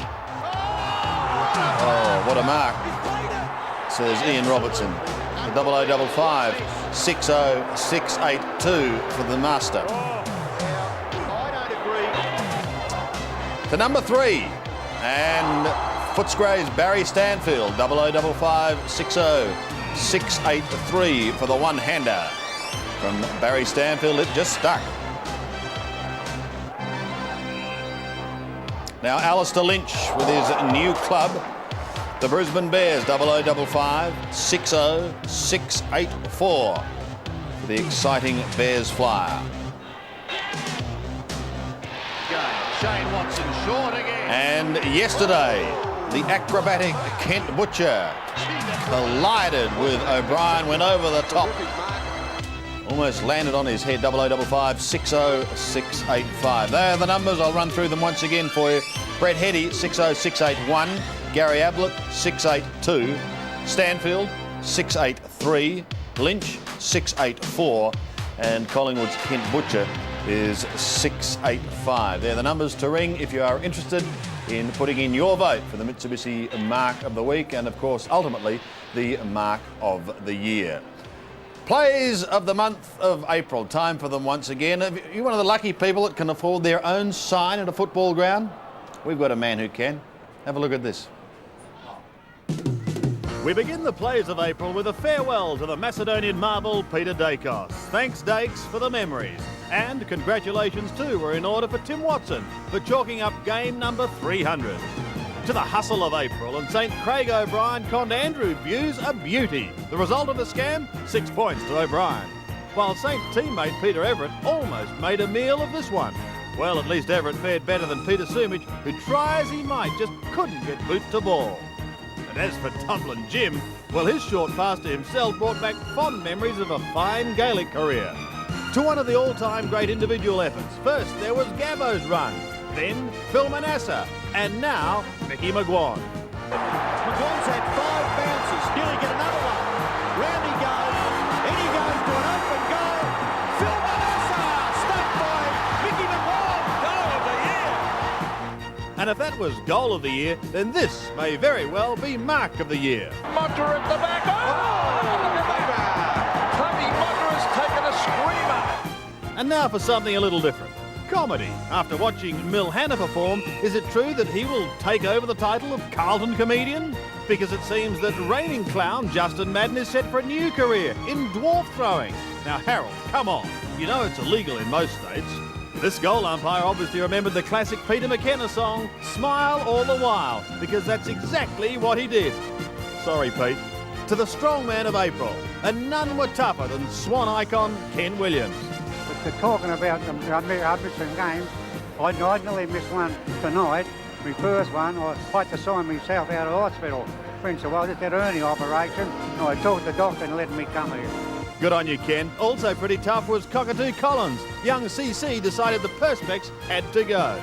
And it seems not all the action was confined to the field. This gent was easily the most irate supporter of April. While at the other end of the scale, you just can't beat that winning feeling. And finally, to wrap up plays for this month, here's our newest boundary rider from Perth, Dennis Cometti. Good on you, Den. What a way to sign off.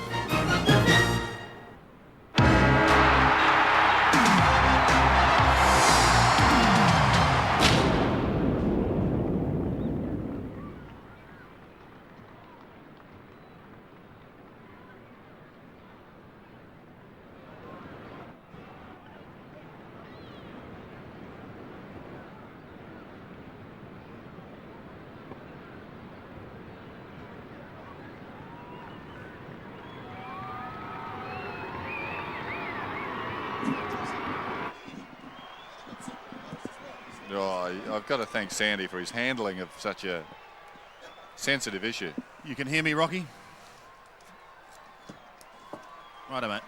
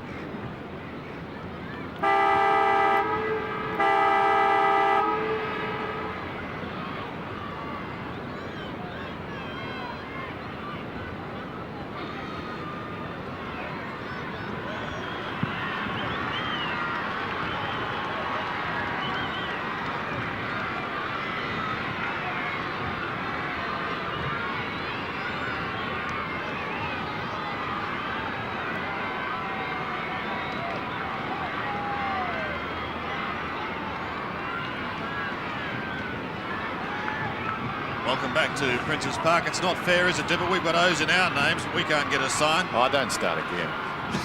Dipper, news of a report in that first half?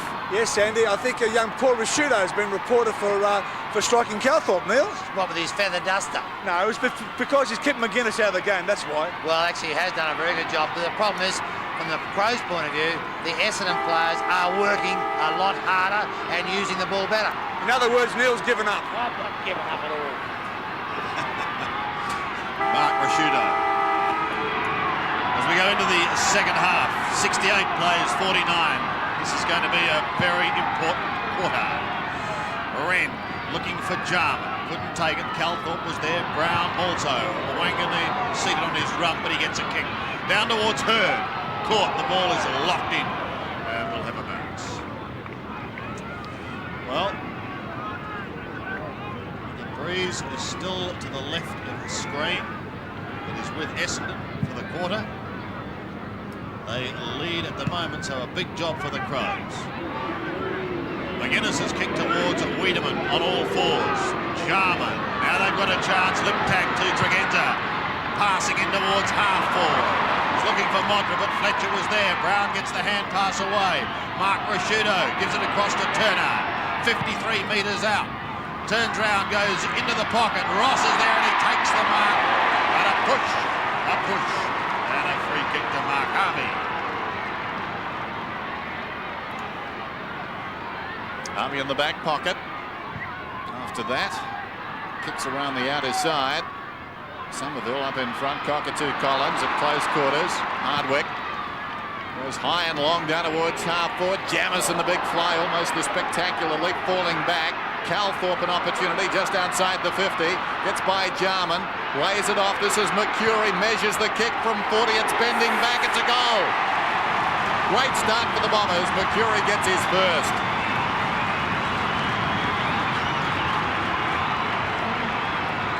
That's the one the Crows wanted. Had their chance when they went forward, but the kick from Tregenza just a bit high there, and the fly from Jamison couldn't hang on. I thought it might have been a free kick there, but not paid. So the advantage came to Essendon anyway, and they finished off very well. Very capable player is Mark Mercury.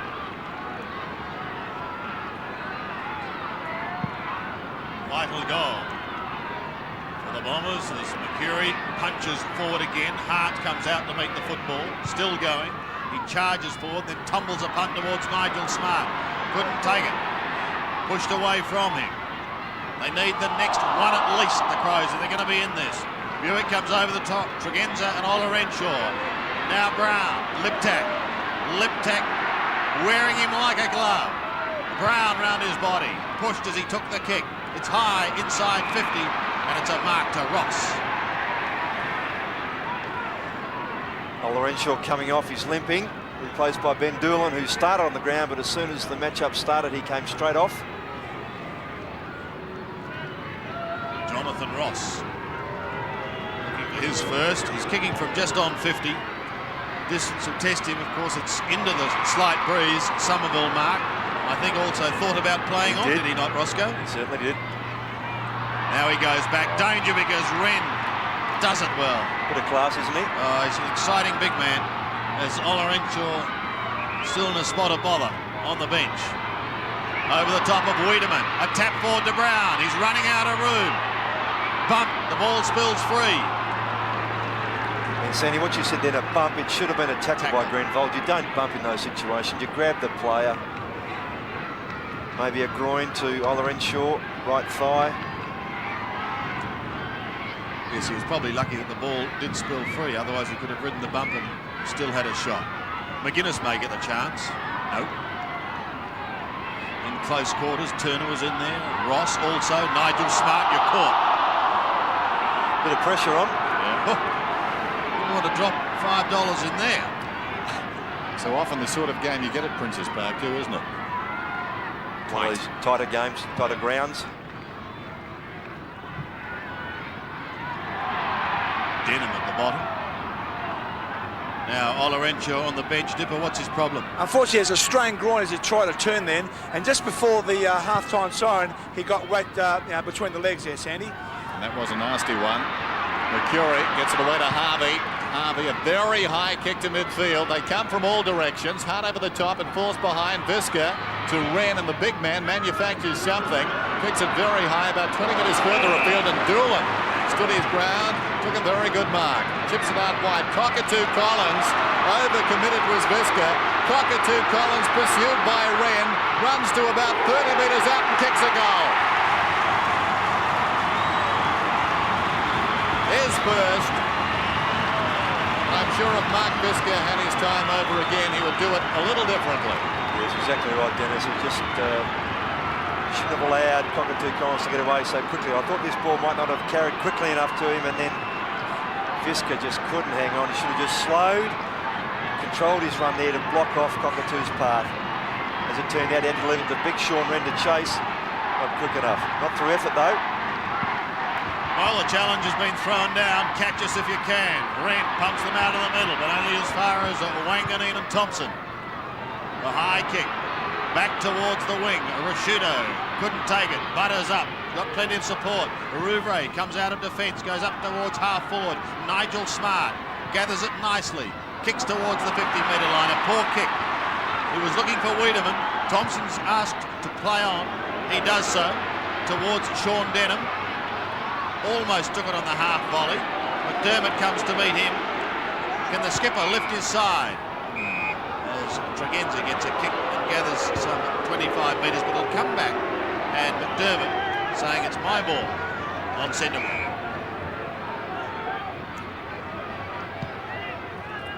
The margin has suddenly ballooned out to 31 points. Harvey had it only for a moment. So too Liptak. Calthorpe working hard. Barry Young, a flick to CC. Or good vision to find Doolan. Short again to Calthorpe, and he just plucks it in with one hand. 9 kicks, a couple of hand passes. Crows also making a change, Ross. Yes, Nigel Smart off, Tongaree back on. Rashudo to McGuinness. Pumps it high and wide, up towards the half-forward line once again. Harvey defends, Wanganeen falls at the crucial moment, Ross goes wide. Bounces away towards the boundary line. Tongaree onto the ground he comes and somehow keeps it in play. Kicks towards half forward and Brown, who's inside 50 now, but running out of room fast. Brings it in towards goal. It ricochets away from Fletcher and over the line. Well done by Fletcher too. Again prepared to attack the footy and leave Modra behind, who was waiting for another bounce. Didn't come. Wanganeen copped a very hard knock too. Rice who fell on him. He applied a very good tackle front on. Not easy. There's Rice again. Flicks it behind. Taken by McGuinness. The Crows need a goal here. It's touch and go. It's good. McGuinness gets his first. 8th on the board for the Crows. And they trail by 25 points. There's a good battle between the two players on screen there. Calthorpe and McGuinness. A lovely tap though by Ross. Found his road at the back of the pack. Gave him a bit of space and a bit of skill there on his wrong foot, McGuinness. Gavin Wanganeen seems to be okay. Way back in the middle. Wren gets it down. Calthorpe boots them down towards half forward, the Bombers. Chopped off by Hart. This is McGuinness, who good at the last goal. Well tackled, got the hand passer away. McDermott. Essendon winning the battle in close. Wren can't control it. Cockatoo Collins, claimed by Jarman. Eventually it spills wide. Grenville, the former South Australian, and Mercury kicks for space. Alessio should have marked it. Brilliant pickup by Rashudo. We believe he's on report. He boots it out wide. Foot race. Brown will need to work out here. It's 2-on-1. Hardwick aware of the support. Gives it back to Wanganeen. The kick not good. It wobbles. Bounces back towards the middle. Cockatoo Collins on the 50. Across the body. Great vision. And Young has it in the pocket. He's already kicked 2. Spots Somerville. It stays a long time in the air, but he's marked it. Wellman sensed the danger, trying to get there, but Somerville in too much space. Yes, and Wellman was kept out of the contest by Simons. The Crows players calling for a free kick. We might see this on left coming through. There goes Wellman. It was a bit of a tap from Simons, but within the rules, the umpire said. Somerville going at his first. And a lead of 31 points for the Bombers. Should get it. And he has.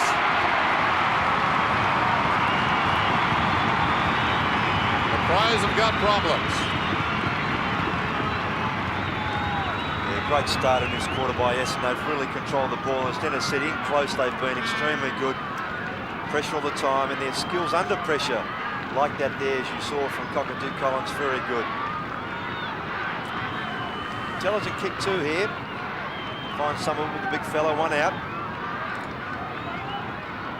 Margin again out to 31 points. Somerville and Wren, now McGuinness, like lightning out of the centre to Brown. There's been a clash in the middle. Someone's down as Brown shoots towards goal. Good looking kick and through for one behind. Tony McGuinness was, I think, but he appears to be okay, Roscoe. Mind you, it was a fantastic pickup he made. Then to get rid of the football so quickly, it was great. Mercury on the outer side. Has a look up towards centre wing. Wants Cockatoo Collins. Bit of juggling going on there. And free kick is going to go the way of the Crows, to be taken by Mark Fisker. Over the centre he goes. Bomber Thompson, an airy. Needs Doolan now to do the work, but Tregenza beats him. Wiedemann gives the encouragement as he goes short to the crew-cutted Jarman, who spears in a pass. Wanted Modra, didn't find him. Harvey tidies up.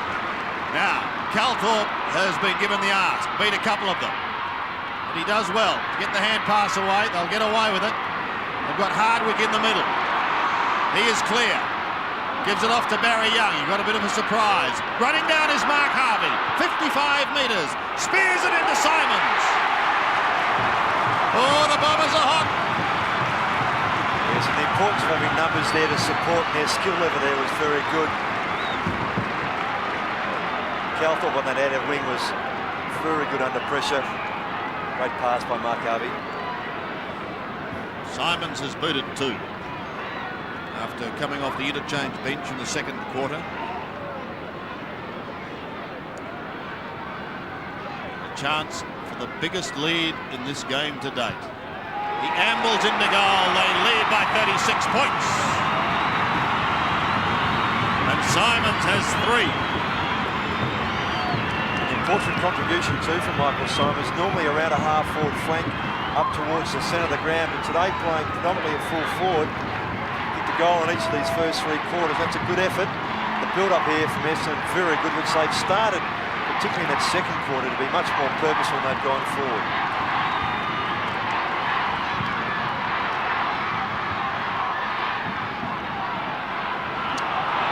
Scramble back in the middle. Hardwick gets it across to support. It's chipped down towards half forward by Mercury. Over the ball, Somerville.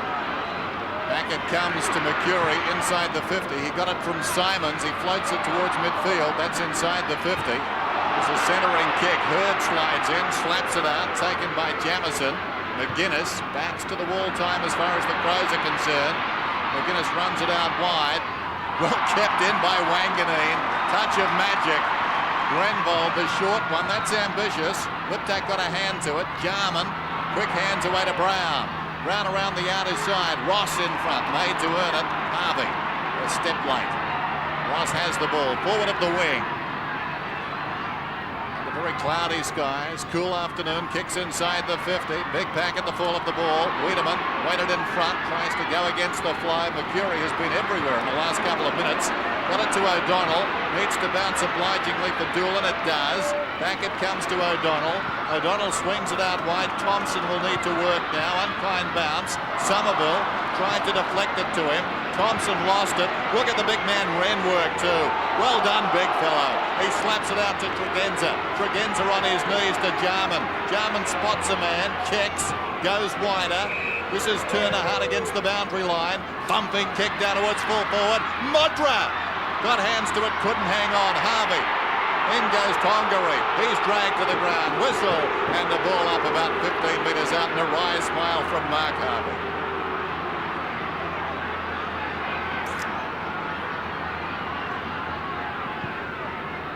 "20 metres out from the Crows' goal. They desperately need 1 or 2 very smartly. Thompson caught by Wiedemann. Ball spilling free. Jarman and Mercury.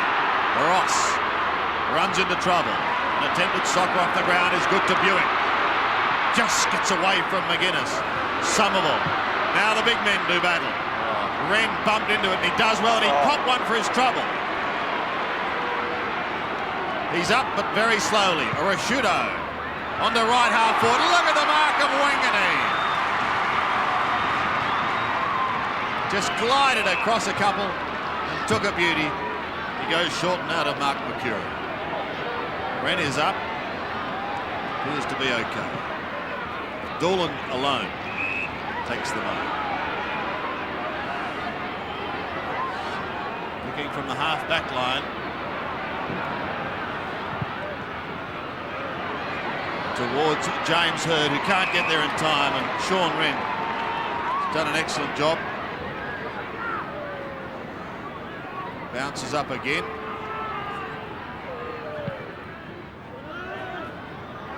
Kicks towards centre wing. Thompson! And a push. And Mark Harvey takes it from centre wing. Wants CC. Off to Doolan. Penetrating kick towards the leaping Simons. Can't take it. Alessio does the roving. He gets ridden into the ground. Simons twisting and turning. He gets it out. But they run out of room as he tried to get it off to Bazza Young. Nigel Smart's back on centre. He's going back to the back area. Turner is off. Boundary throw in. I tell you what, if Adelaide get back and win this game, they should build a statue for Sean Wren. He is working his heart out at the present time, but that seems unlikely as Calthorpe grabs it and snaps a goal. His second. And Essendon just pulling away. Look at that, 15-8 to 8-8. They've kicked 5 goals already in this term, 5-1. That's the value of someone like Calthorpe these days with a tagging type job, or whatever you'd like to call it, a player who runs with another player, whatever terminology you'd like. 11 games last year, just the 10 goals, but this year so far now with those 2 today to 7. Good value. Rucks go at it. Wren knocks it down. Butters up again, the big man. Was held without it. Play goes on. Advantage was paid. McGuinness with the run was tripped just outside the 50. Shooty's been upset. Graham Corns' plans now. He's taking Young off. And it is Dale Kickett to come on to be picked up by Smart. Nigel Smart, who's now down in that back half, as I mentioned. Kevin Sheedy's had a good day. Generally, it's been Graham Corns counter-punching. 10 goal kickers for the Bombers this afternoon. That's a good spread. Sheedy would be smiling about that. Meantime, it's McGuinness. And again, we see a man being interchanged because of what Essendon did, trying to get the balance. Here's Liptak across his body. That's a marvellous effort. It's a goal. Matthew Liptak is first. And the 9th for the Crows. They trail 9-8 to 15-8. Yeah, it's a classy goal. And that's what they've lacked today in general terms. Those crumbing type snaps that the likes of Liptak, David Brown do give the Crows up forward. The contest has always been in there, but they haven't had the runners on the ground there. Now one-handed take and goal, terrific stuff. Rouvray, the player on to replace Pittman. Second goal for the quarter for the Crows, but they need more of the same as Grenfold gets them out of the middle and goes to Buick. Can't hold it long enough. McDermott ridden into the ground by Kickett, who's just come onto the ground. So Rouvray's gone down to replace Pittman in that back pocket, picking up the resting ruckman, Alessio and Somerville. Almost down to the Essendon half-forward line. Somerville doing the ruck work. Visca tried to storm through. Hart, dual All-Australian player, kicks to half-forward. Here he comes, Wanganeen. Look at him go. To right half-forward. Oh, Cockatoo Collins! Slips catch to Calthorpe. Buick just a little too far. And now McDermott to tidy up. Back towards centre wing. Grenvold applies the spoil. The Bombers have got the numbers waiting on the ground. Here's one of them, O'Donnell. Passing towards Simons, who's been effective since coming on, Ross. My word, he's presented himself every time the ball's come forward. And O'Donnell's running off half-back, terrific. The spoil by Hardwick midfield, or was it Grenvold? Just prepared to get to the contest and help out.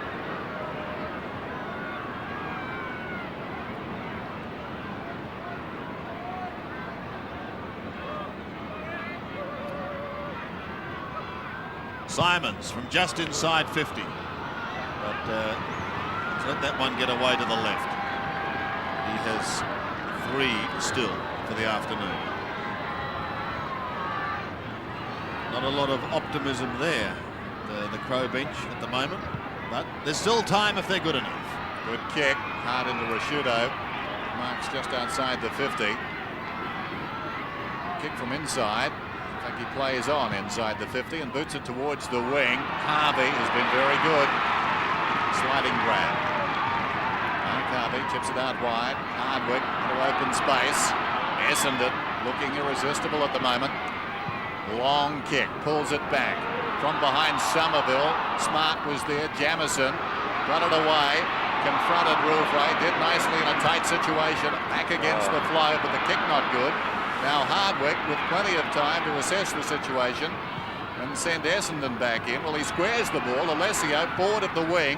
Now he goes inside the 50.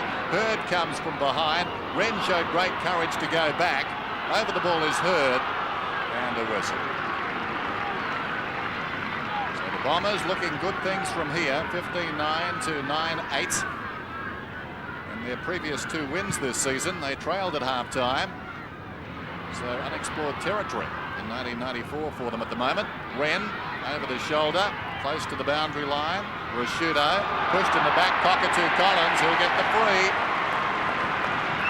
Saw some magic a few moments ago. Wanganeen on the burst out of defence. Cockatoo Collins on the stretch taking the mark, and now short Calthorpe thought about sneaking off or kick from the pocket. I guess what Adelaide fans would be saying, we told you so. They knew about the brilliance some time ago. Time for a banana. Calthorpe ignores what Roscoe had to say and goes to Cockatoo Collins.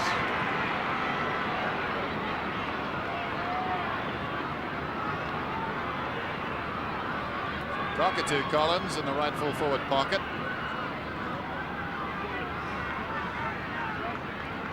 Very wide-eyed, apart from once earlier this afternoon. Going at his second here.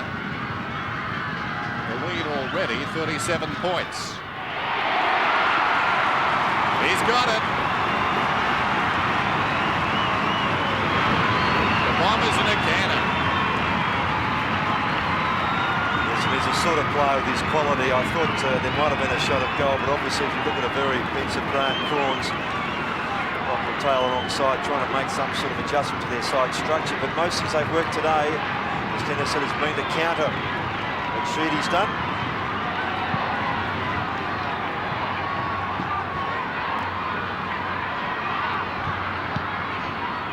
Jarman boots it out of the centre. Up towards the half-forward line. Harvey does some heavy body work. Desperation time now for the Adelaide Crows. Fletcher on the last line of defence. Over it goes. That would have been a mark, wouldn't it? Bounced off his shins when he came down. It almost came back to it too. In the left forward pocket for the Crows. Under 2 minutes remaining in what has been a winning quarter for Essendon. Liptak kicked one sensational goal, bending it up towards Modra, using the body against Fletcher. Again, the defence is solid. Grenvold wobbles one around the boundary line. Doolan can't keep it in play. Awkward one to pick up anyway. And Ben Doolan takes it over.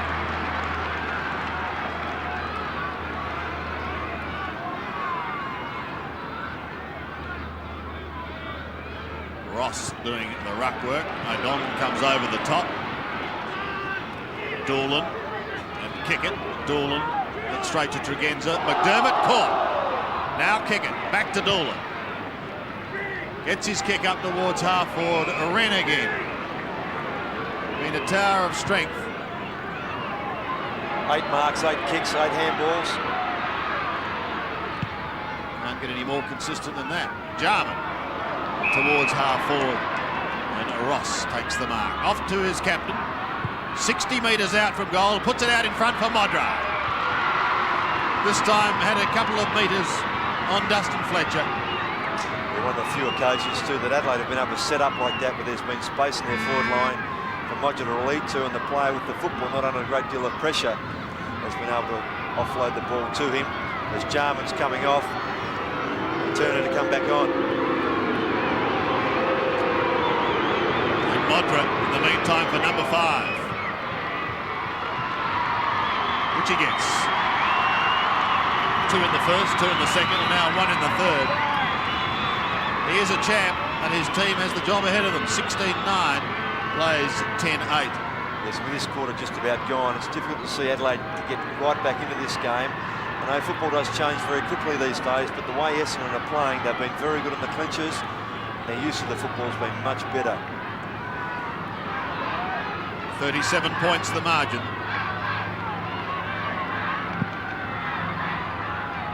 Maybe time for one more goal from one side if they're quick enough. Or Rashudo ran into a brick wall. And that brick wall was Gary O'Donnell. Well, it won't be the Crows who could score a goal before three-quarter time, but it may be Essendon. Simons couldn't take the mark. Hurd traps it, but he needs support. No, they've run out of time as Simons heads for home. It is a three-quarter time. And at the final break, the Bombers are 16-9, 105, leading Adelaide 10-8, 68. Catch the touring car action from Winton, Sunday on 7 Sports.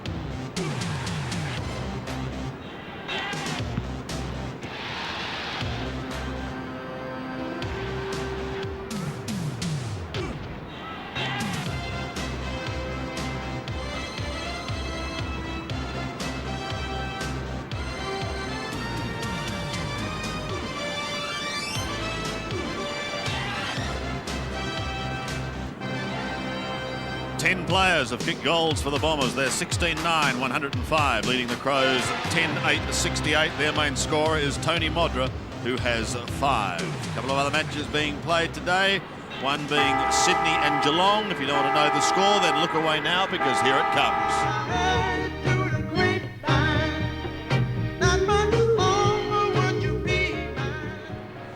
And that was a progressive score in that match. The other one being played is at the MCG in a much closer contest. Melbourne and Footscray.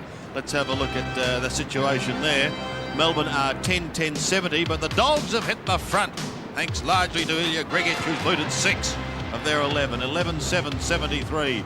Melbourne at 10-10-70. Skipper Gary Lyon has 4 goals. But down on the boundary line are our riders. Dipper and Curls not looking good. No, it's not looking good, Sandy. Have a look at him. Actually, mate, it's calm before the storm here because I think we might get some rain this last quarter.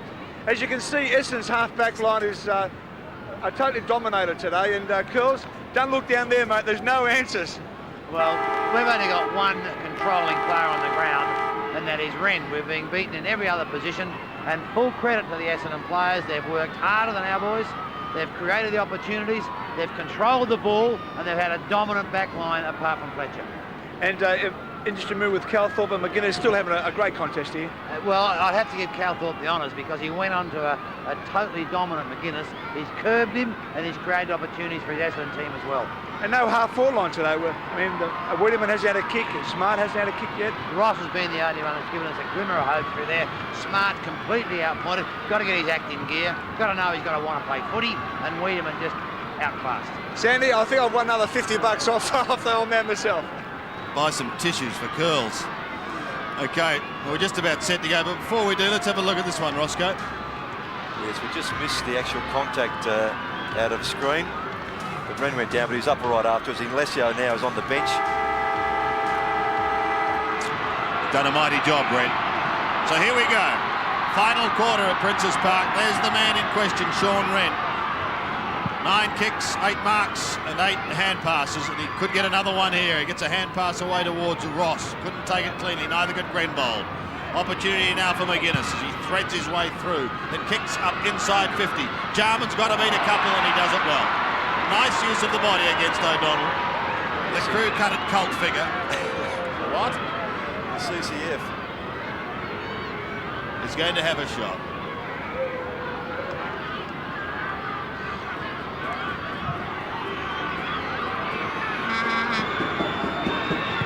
46 metres out.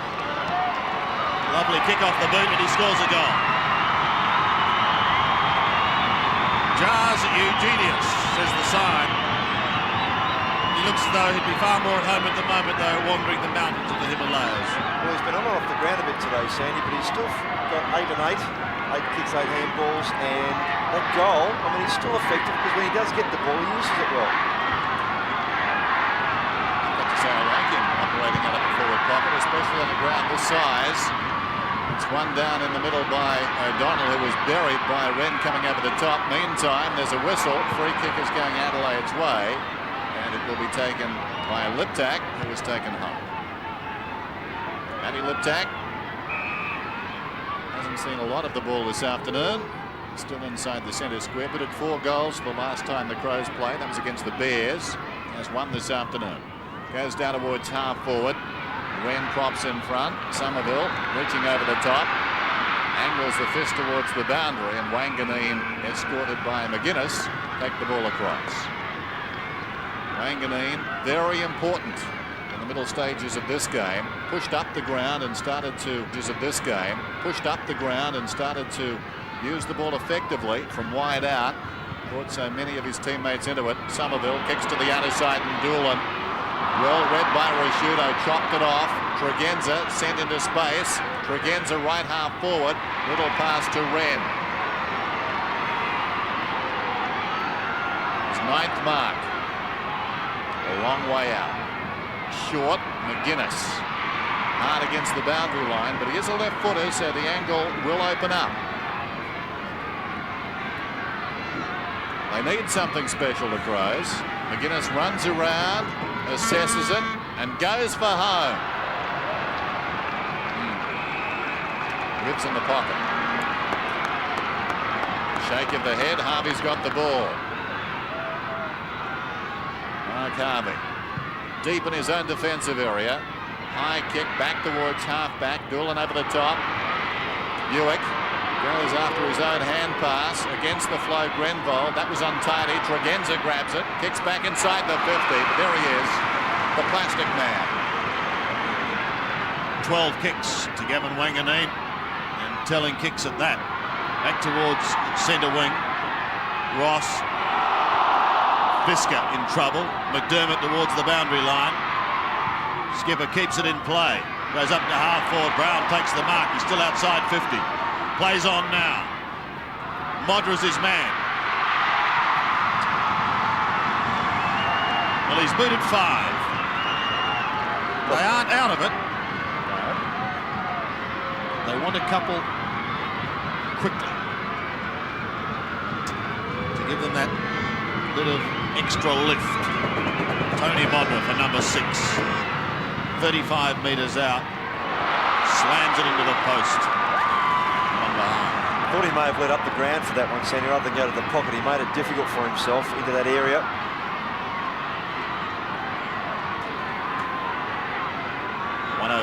Plays 75. 5 straight kicks. Fletcher short again to Wanganeen. He too goes short to Mercury. Booted a goal in the 3rd quarter, Mark Mercury. It's a 6-goal term by the Bombers. But now he's unsure of which option to take. Eventually Cockatoo Collins. And back to him once again. Trying to set something up. Thompson. The skipper's away. A somewhat tentative bounce, but that's the way he does that. To Hurd.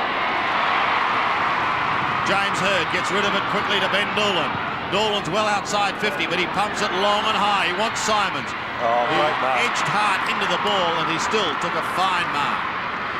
So out of trouble once again. Rashudo takes the hand pass from Rouvray. The mark is going to be paid? No, it's not. Cockatoo Collins stabs it into half forward, and Pickett will have a shot. Yeah, Mark Rashudo then trying to punch the ball long and low to find his teammate just... The ball came off the inside of his boot. Well directed. Dale Kickett starting on the bench. Kicking from 48 metres. Drop punt is away to the left, going for that bit of extra distance. And out of bounds on the full, so it'll be Wellman who'll bring it back into play. Hugs the boundary with the kick, so much so it could have been out of bounds on the full. It was. Rouvray desperately trying to rake it in. Kick it again. Kicks back inside the 50. Hurd on the wing. Good strong grab in front. Very good hands, James Hurd. He's about 35 metres from goal. 45-degree angle. The margin currently is 30 points.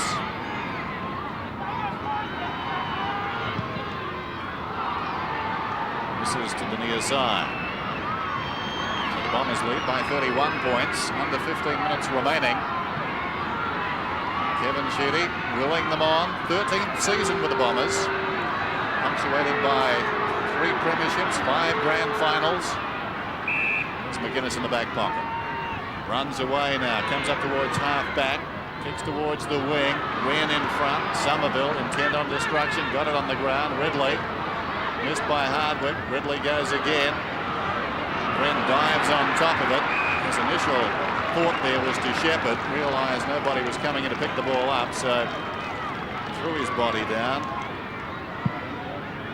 What a willing worker he is. He gets it down again decisively. McDermott to Wellman. Rashudo. Tregenza alongside the centre circle. Good looking kick. Modra on the chest, 40 metres out from goal. He's got 5, 4 in the first half. He's directly in front. Prior to this afternoon, 9 goals in 2 matches, including 6 in the preliminary final against the Bombers. Tony Modra. Adelaide desperate for this one. He's missed again to the right. He started the day so well. He looked so confident with his kicking, but as the day has gone on, that confidence has been eroded. She can't believe it. 4 behinds. Fletcher, when he couldn't go much shorter than that. To Harvey. Passing is usually very good. He had a couple of options there. Finishes with Buick. Pumps it high towards centre wing. They've got the numbers. Thompson off to Doolan. Doolan looking to get away from the persistent Rashudo. Thompson's kick initially smothered. He goes in again. Tregenza steals it. The Crows are away, sensing they've still got a slight chance. Jarman at the back of the pack. Gives the hand pass away to the very accurate, normally McGuinness. Shoots in towards goal, and there is still a glimmer of hope for the Crows. And what fantastic work by Wayne Wedeman out the outer side. He chased, smothered, came back, got the footy, tackled, well played. And you set up the goal, and no better player for you to kick it. Here we see there's the tackle, ball spills free, the set up for a goal, and Guinness finishes off.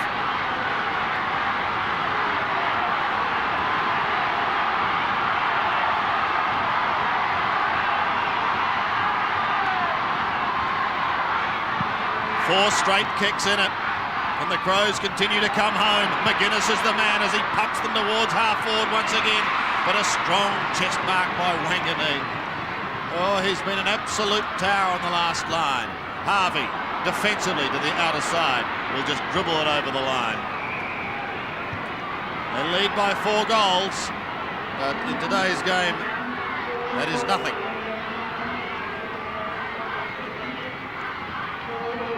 Crowd of probably 25,000 here at Princes Park today, enjoying this clash. Thompson over the line.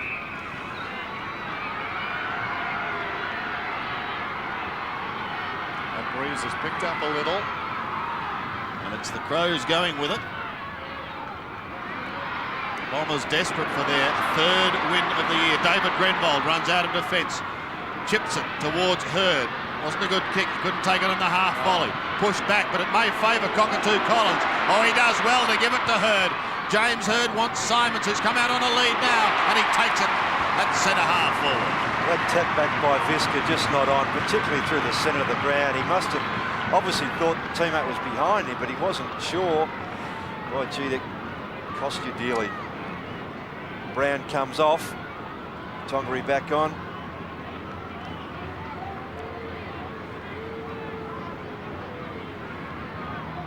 Simons has booted 3.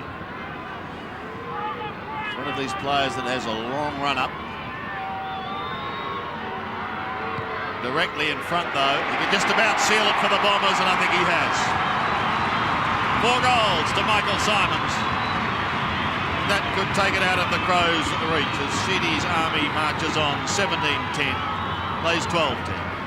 It's unfortunate when you're on a bit of a roll. There's no time for finesse there, and Visca paying the penalty for tapping back into play. Grenvold, the clearing player. Just watch this here. Visca gets a bit of a bounce, tap back. The only players around were Essendon players. 30 points the margin. Back in the middle as the Crows try to work it forward. Liptak back to Tregenza, who boots inside the 50. Awkward one down there for the defender. He played it pretty well. The hand pass came out from Fraser over the Tongaree, picked up by Jarman, twisting and turning, did nicely. Turner snaps short of the mark. Fletcher goes up and takes the mark. Dustin Fletcher from the goal line. Back to half back. McDermott up. Wren roving as a result. McDermott has it. 70 metres from goal, pops it to the middle, all Essendon. Thompson goes back, uncontested. Mercury, O'Donnell in the back pocket, boots it towards the wing. Visca in front. Buick though, away he goes, electrifying pace. Harvey strides out through the middle. Simons needed to go, gave a contest.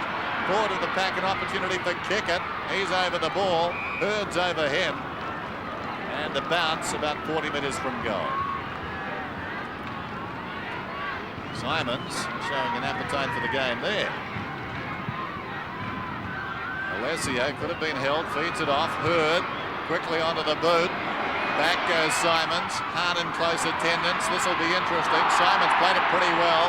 Could have been pushed in the back. Stands up anyway. Kicks. And misses. Out of bounds on the full in the pocket. I think he should have got a free kick there, Dennis. Hart, whilst it was unintentional, did fall into his back. You've still got to pay those.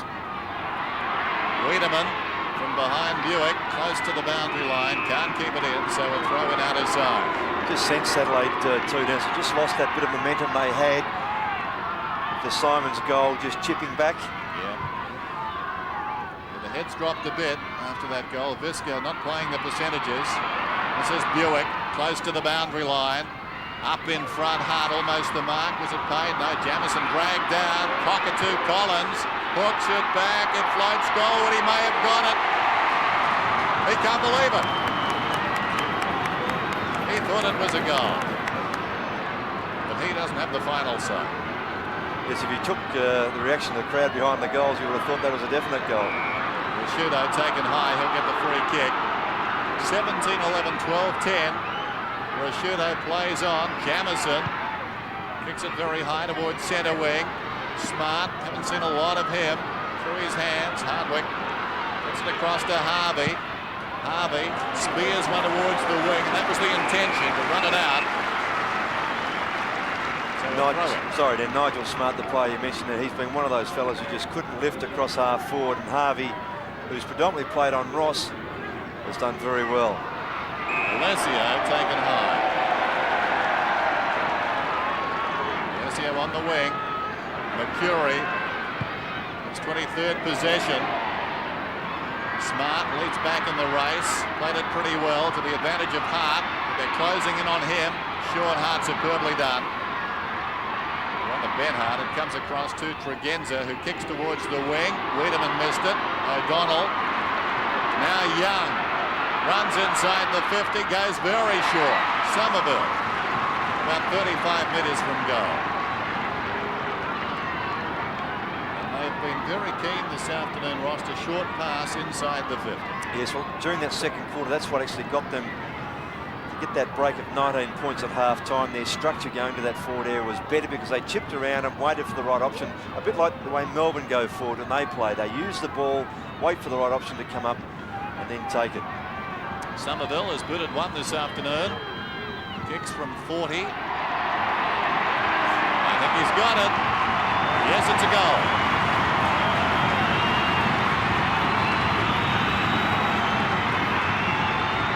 And that's going to make it pretty tough. As I said, the momentum from Adelaide seems to have gone. They stood up well early in this last quarter, but the goal to Somerville there just to make it terribly difficult. He hasn't had a big influence. Peter Somerville, that little chip as we spoke has worked very well for them today.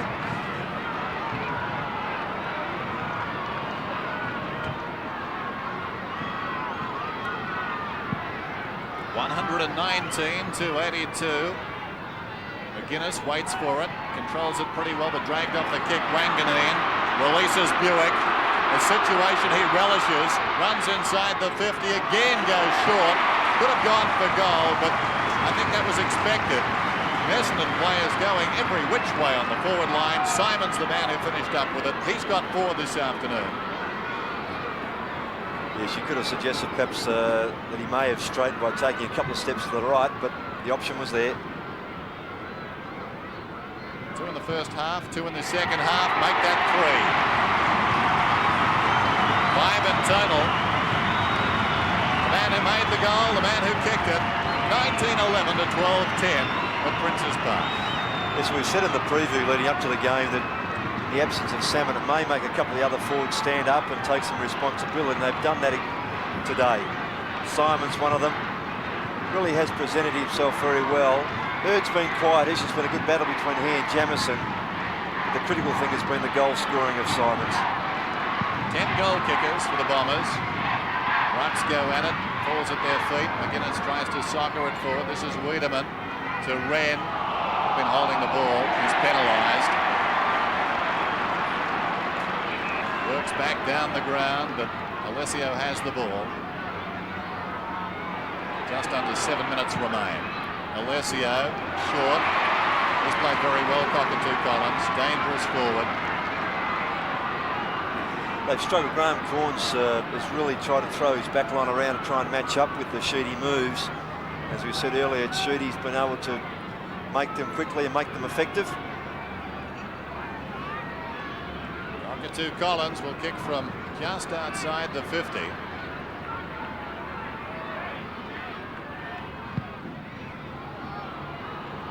tails off. Off hands, Hurd, smothered off the boot. Jamison tidies up, swings it wide. It's all defence at the moment for the Crows. Cockatoo Collins again pulls it back inside the 50. Wren goes up and marks over kicker. Those even stats again. He had 8, 8 and 8 before. Now he has 10, 10 and 10. Certain symmetry around the outer side. McDermott over the top. Wellman's away. He's at right half back. Tall man kicks down towards half forward. Wanganeen leads to the ball. Uncanny judgment. Reads it so well off the boot. Look at that. Around the outer side. Wellman comes again. Keeps it in front. Well played. Out of bounds, boundary throw. Good learning curve for someone like Wellman to come into the side and play in a game like this. Get the experience in Melbourne in a tight game initially. Wren and Alessio fell behind them. McGuinness on his knees. Rashudo concedes some ground. Back to Jarman. Jarman boots it down towards half forward. Harvey goes up, spilled it. Lip tack. Hurried kick inside the 50. They come from all directions. Who's got the pace and the courage? Well, it bounced obligingly for Hardwick, who was then pushed in the back. Fletcher sockers it across half back. Goes again. Boots it out towards the wing. Still they run after it. This time it's Cockatoo Collins in front. Worked out of it by Visca. Kicken arrives, and they're in the dugout. Great persistence by both sides there. And then the plaudits coming from Fletcher, who's run right away from Modra at fullback. Alessio straight to Jarman. McGuinness. Turn of speed, comes away, forward of the wing, kicks inside the 50. Modra needs to stretch, and he does. He pulls up quickly, headed for the gate, which is open, and it shouldn't be. Ground control. That's dangerous. A jar like that, he could slide into it. Yeah, particularly there's some cement flooring there too. He's a hot property, and that's a hot kick. That's a magnificent kick, Tony Modra. It's a goal.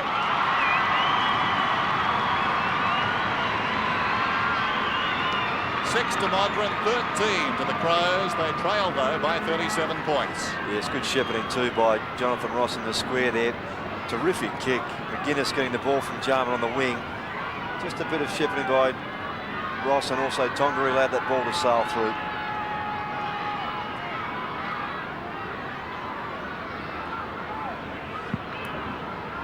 Back in the middle. Alessio got it down. Grenvold. Calthorpe favoured by the hand pass, tracking it down towards centre half forward. Rashudo. High up and under. A floater. Hardwick goes up and takes the mark. It's been a good play, Dennis, particularly early. Gave them a lot midfield. Promising youngster, 21 possessions. Here's Young. Will it be 50? No. Essendon's only selection in this year's March draft. Barry Young, acquired from the Tigers. He's got a couple of goals this afternoon. One in each half. Centering kick. Wren camped in front. Hurd over the top. Terrific mark. Uncanny player, James Hurd. Plays a bit bigger than what he really is because his marking ability. Here canned what seemed to be in the middle of the pack, but got himself in the end pretty much forward, and Wren, who just suggested to the umpire he had a hand on it. James Hurd directly in front. Prods at Goldwood. It's another one. It is second.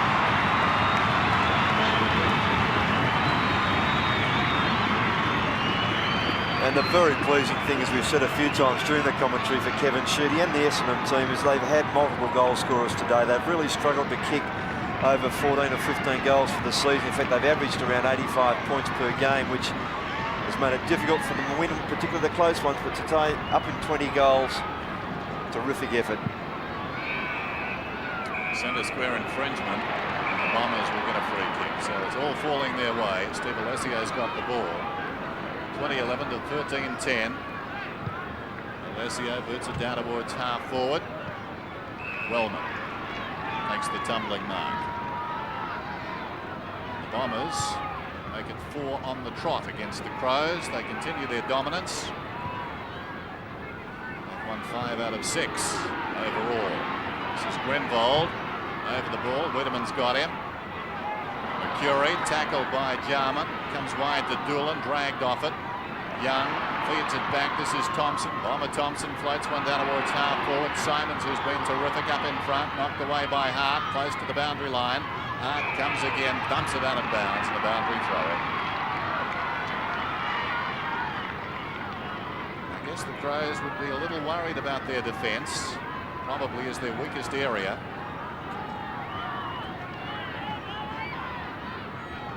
Alessio knocks it forward. This is Grenvold. Pulls it back, or tried to. It floats towards the pocket. Smart. He started on the forward line. Back in defence now. Takes the overhead grab. Just his third kick, Dennis. That's an indication of what sort of a day he's had. Jamison across the ground. They've got a few out, the Crows. Bickley would have been well suited this afternoon, certainly. And Anderson, a late withdrawal. Tony Hall. Yep. Good mark, Wanganeen. The kick came in from Wellman. Wanganeen just floated up, took the mark. Here's Harvey. Hard against the boundary line. So Essendon set for their biggest win of the season. Their previous 2 wins by less than a goal. They've been involved in some very close games this year. Not so today. The writing was on the wall early. Wanganeen short, taken by O'Donnell, who sprints away, kicks down towards half forward. Awkward one down there for Young. Jarman. Oh, good evasion by the veteran. Still he goes. Well played by Jarman. Back inside the 50. Fletcher up in front. Free kick to Fletcher. He's been prepared, Ross, to play in front for the best part of the day. In doing so, you're asking Monty to take that screamer at the back, and he does that. Well, you can't stop it. So sorry, Danny, he has done very well. He's just been not only just in front, but he's attacked the footy when it's come down, which has been great to see. There's Buick, who got it from Harvey. Little chip pass across to Grenvold. Down to a minute. As Grenvold kicks towards half forward. Third in front again. Big leap from Smart. Punched it forward. McGuinness to Rouvray. Across it comes to Rasciuto. He goes down towards half forward. Harvey tidies up behind. Too easy. Buick. Who's next? Guess who? Wanganeen. It's a marvel, Wanganeen. Cockatoo Collins. Big afternoon. A little stealth, but he's brought back.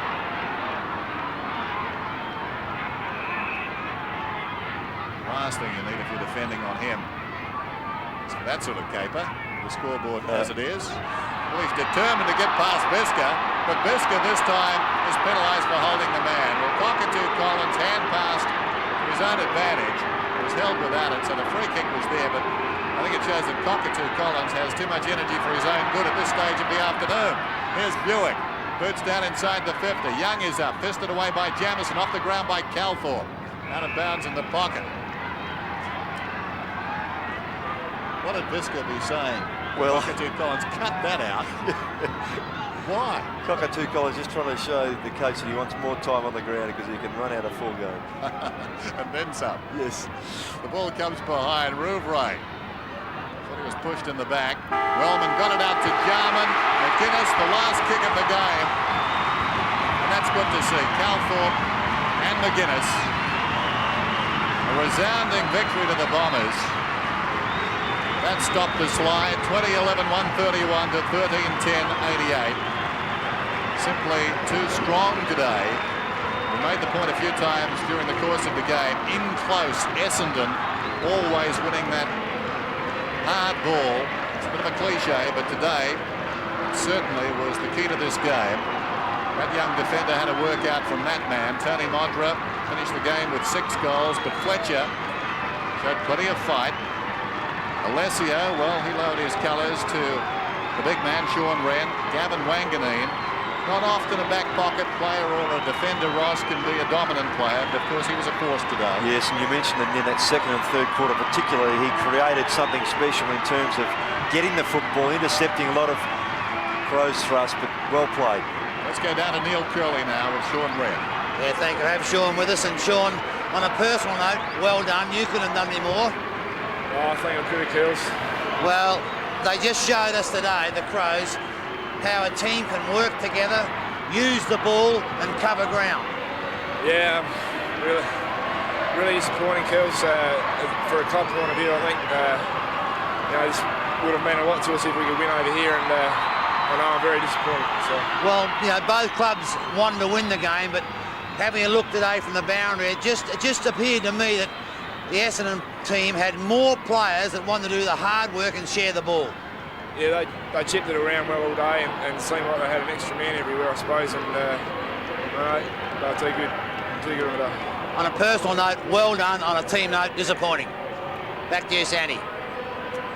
Well, Dennis here, Neil, and Sean Wren. A terrific performance. He's lion-hearted and certainly one of the exciting young players in the AFL competition, but there was a question of too few being asked to do too much this afternoon, Ross. Well, he needed a lot of teammates to help him out, and they just weren't there. And their normal ball-carrying players through the middle of the ground on ball just couldn't get enough of the football, and when they did get the footy, they were under great pressure. And you mentioned before the hard ball, the pressure that Essendon applied in that second and third quarter, where they had 2 6-goal quarters which broke the game open and tested Adelaide, and they couldn't stand up. The plus thing, I suppose, for Adelaide, Dennis, you mentioned, was the players to come back in. You're looking the likes of Hall, maybe Maynard, although some of these blokes have longer term. Bickley, Robram maybe, if he gets a couple more games under his belt. So they can get better, but they must get better when they are down a bit with player numbers, and that's when you test the depth of your club. So Essendon have won their 3rd game of the season. We'll be back shortly.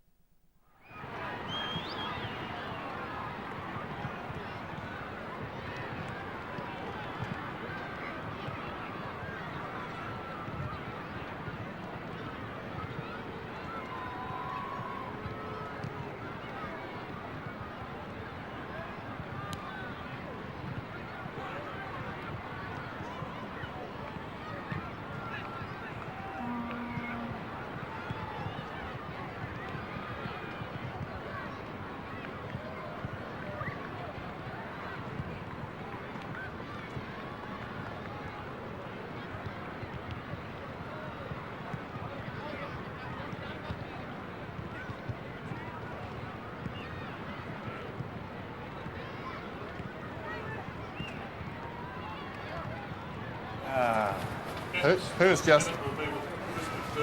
Okay, now just turn that down a bit. Can you just talk to me there, Rocky? I guess he's... hang on, I can't hear you there. I'll just...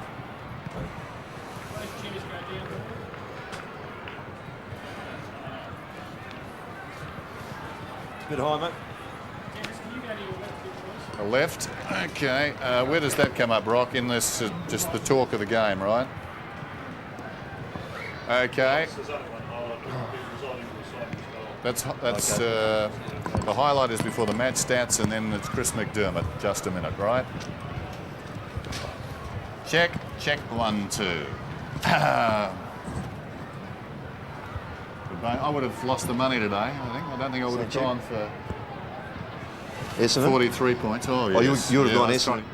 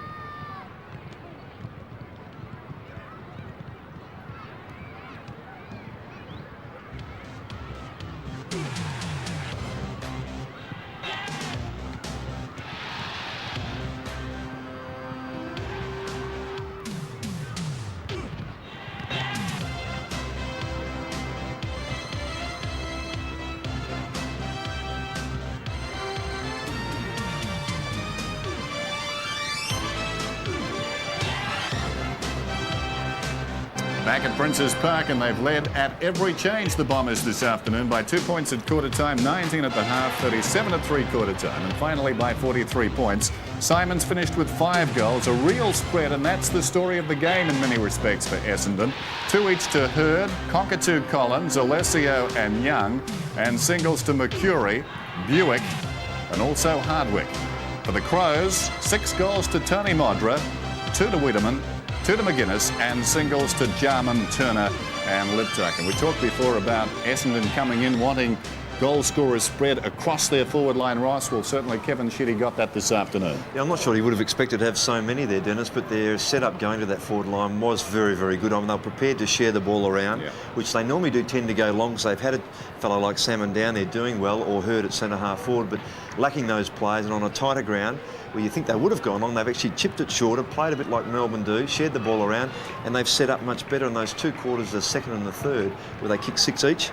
They broke that game open and really made it difficult for the Crows to come back. I mean, Crows tried early in that last quarter, but just not enough. Sounding like a broken record, but in close. Essendon just too good today. And I suppose if we look for the reason why Adelaide have struggled in Melbourne, that could be the reason, and it was underlined again today. Yes, whilst their tackling has improved, Adelaide, just getting the ball in those pressure situations, and if they do get it, doing something constructive with it is important. It's something that it takes a long time to learn, but with the experience they've had, they should have been better at it. Well, looking at today, the arm tackle doesn't work, does it? We saw it a few times. The arm go out to try and impede the player. It doesn't work. It's got to be that vice-like grip. And the other thing which just exacerbates that, the fact they were actually second or third to the ball. Sure. They had a few spectators who thought, will I go in, won't I go in? And so when you're too late, you're hesitant, you just don't get the ball in time. Problems in defence, do you think? Well, Nigel Smart up forward had to go down to defence and just couldn't get enough of the footy. I thought Jamison was pretty fair at across half-back. Would it be fair to say this sort of ground doesn't suit Nigel Smart? I mean, it's confined, isn't it? Particularly across half-forward. Although it's one of those things, then you've got to be prepared to accept that and play better on all grounds, so it's a learning thing, but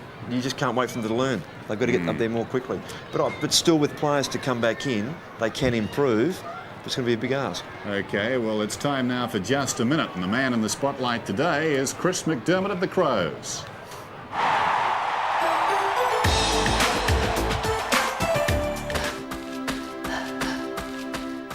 A fellow called Ralphie Sewer who used to play for Woodville. Well, being a Woodville supporter, I was a little bit against Graham Corns. He used to play for Glenelg in those days. Gilligan's Island used to be my favourite TV show many years ago.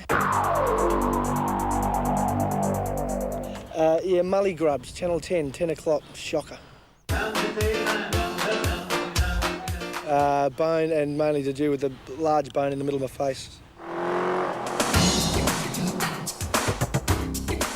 Now a Toyota, thanks to the great sponsors of the club. Previously, a few old bombs and a few old taxis that Dad used to leave behind.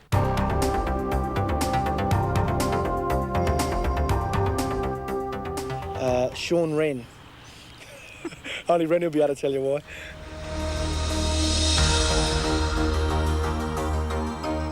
Stephen Kernahan. And I know you won't, Stephen.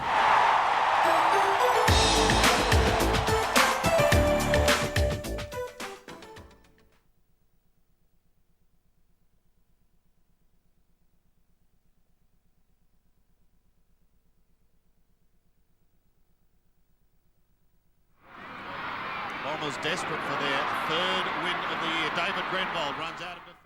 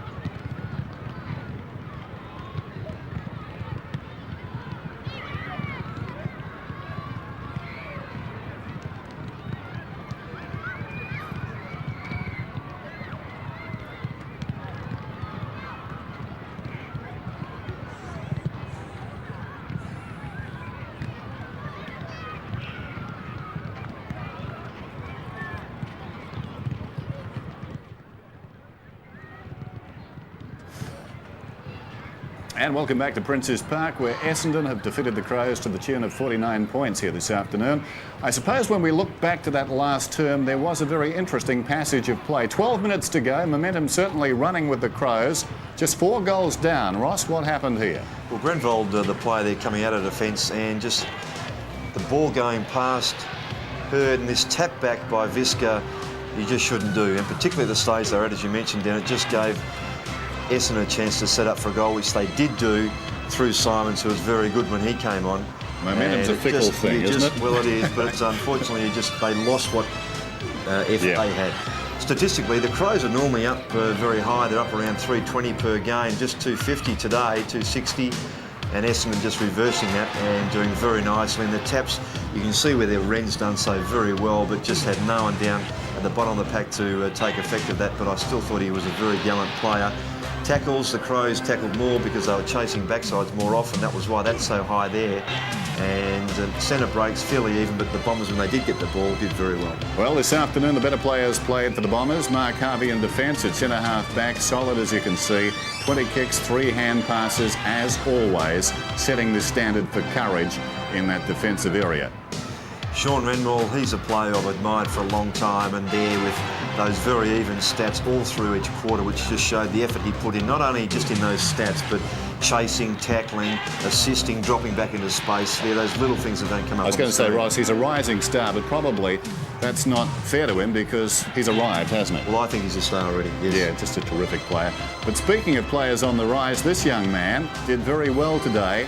He gets in there and gets the hard ball. 21 possessions, an even spread, as you can see. Started well, and that was the key this afternoon. Essendon had to come out to play today. If they left Adelaide in with a chance, then maybe the Bombers could see history repeat itself. They've been in some close games. They've lost the majority of them, but this afternoon, youngsters like Damien Hardwick stepped up and made sure the Bombers got the good start.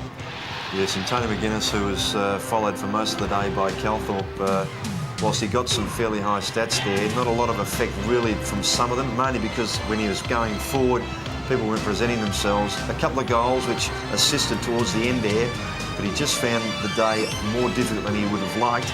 But nevertheless, I mean, he won't be the Crows' worst player. Oh, no. Michael Simons, well, he was certainly a revelation on the forward line today. Just 8 kicks, 2 hand passes, but the bottom line tells the story, or the bottom 2 lines, if you like. 5 goals, 2 from 8 kicks. He started on the bench and really so lively on the forward line, really presented problems. He was a hard man to match up as far as Graham Corns was concerned, given that he went for size coming in today, Corns. A lot of big players, and really he didn't have the man he needed to go on Simons, and that came back to haunt him as the afternoon wore on. Yes, and Chris McDermott there just had one of those days where he normally does get on average about 29, 30 touches, just couldn't get near the footy, finished up playing for part of the game in the back pocket, and the pace of the game in fact got away from him. Normally he's very good in the clinches, but just couldn't get the ball as often as he would like, and when he did, there weren't the players to feed the ball to create for his side. And now for the Challenge Bank, I want your votes and the Sports World Player of the Year. You can have them, and I gave 3 votes to Mark Harvey. I thought he just did an excellent job all throughout the game and was the creator from half-back. Hardwick, we mentioned him particularly early when it had to be one, and one hard. I thought he was very, very good and up and coming. Sean Wren, not only for his effort but his quality, and I just think he's an outstanding player, and he's one bloke. If the rest of his teammates turned out to follow his ways today, they would have been a much better side. Well, today a big game of the MCG. It was first against ninth. It was Melbourne against Footscray. Are you a believer in the Demons? Do you think they're for real? Yes, I picked them today, and I know you're a bit of a Footscray fan. I don't know why, but you can probably mention that. Oh, but I thought that's okay. I thought the D's would be a bit strong, even without Jakovic. I still thought they'd be in the form they were in, given they got knocked off last week. I still thought they had better players around the ground, but gee, well done by Footscray. Okay, let's take a look at some of the highlights from that game at the Melbourne Cricket Ground. Melbourne against Footscray. Position and ripped it away from Yates. Plays on quickly to Hunter inside, should kick a goal.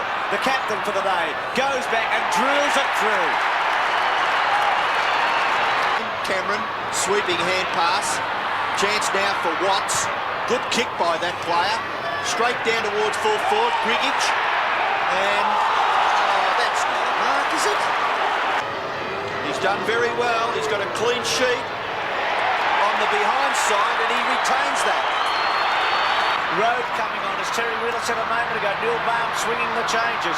Schwartz missed a tough ball. Takes a good tackle on Watts. Has got him. Holding it. Lets loose with a long high one. A great looking kick. He's got it. Not too bad. Here's a chance for Cameron. Cameron goes long to the goal front. No mark taken. Chance for Thorpe. Thorpe paddles it in front. Then gets onto the left foot. Oh, it's a goal anyway. It's Griggy Thorpe. Schwartz, handball over the top. Grinter, got past, was tripped. Advantage paid. Was there any free kick? No. Tingay goes on with it. And Tingay gets the goal. Melbourne are back in front. Reynolds chips away, gets Liberatore, just a little far again. It's twice Reynolds has missed his mark. Cameron, well, he's going to go all the way himself. Running into a bad angle, kicks the goal! Matthew Phoebe from 50 metres gets underneath it. And Schwartz has taken a great leap and marked it in the square. Schwartz should kick the goal. He makes no mistake. As Liver kicks it, and they've done it.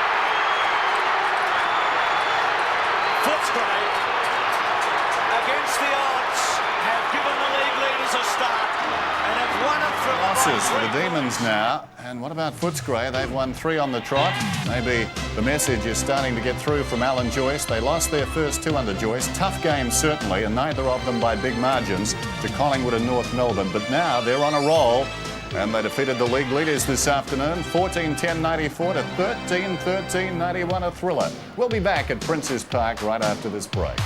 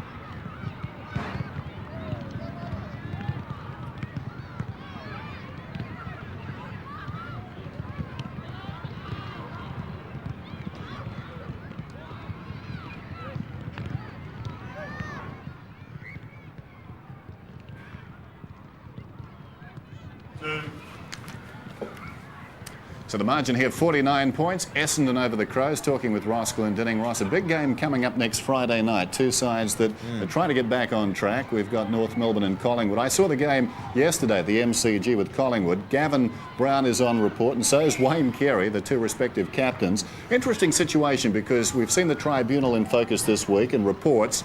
We had a situation yesterday where Gavin Brown was under the pump. There's a big melee out of one of those huddles at centre half-back, some punches thrown. Begs the question about self-defence. Now, it's no defence at the tribunal, is it? But what do you do if a player is coming at you throwing punches? Well, you're in a no-win situation, aren't you? You've got to...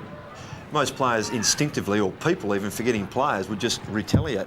And that's obviously what Gavin Brown did. So, I mean, if you're not the instigator, quite often it's the person who retaliates that gets caught. Yeah. But in this situation, I'm sure there'll be some other players implicated. And, I mean, right or wrong, you've just got to try and avoid those situations. But at times, certainly self-defence says, hey, you can't do that, I've got to retaliate. Big night for Tony Shaw, of course, on Friday as well. Game number 300. There's the list going into round 9. Some good games on Saturday, highlighted by Carlton and Essendon. Footscray and the West Coast Eagles, that will be big now as well. And on Sunday, 2 more games. Brisbane have the bye. So that's it from Princes Park. Essendon winners stand by now for Geelong and Sydney.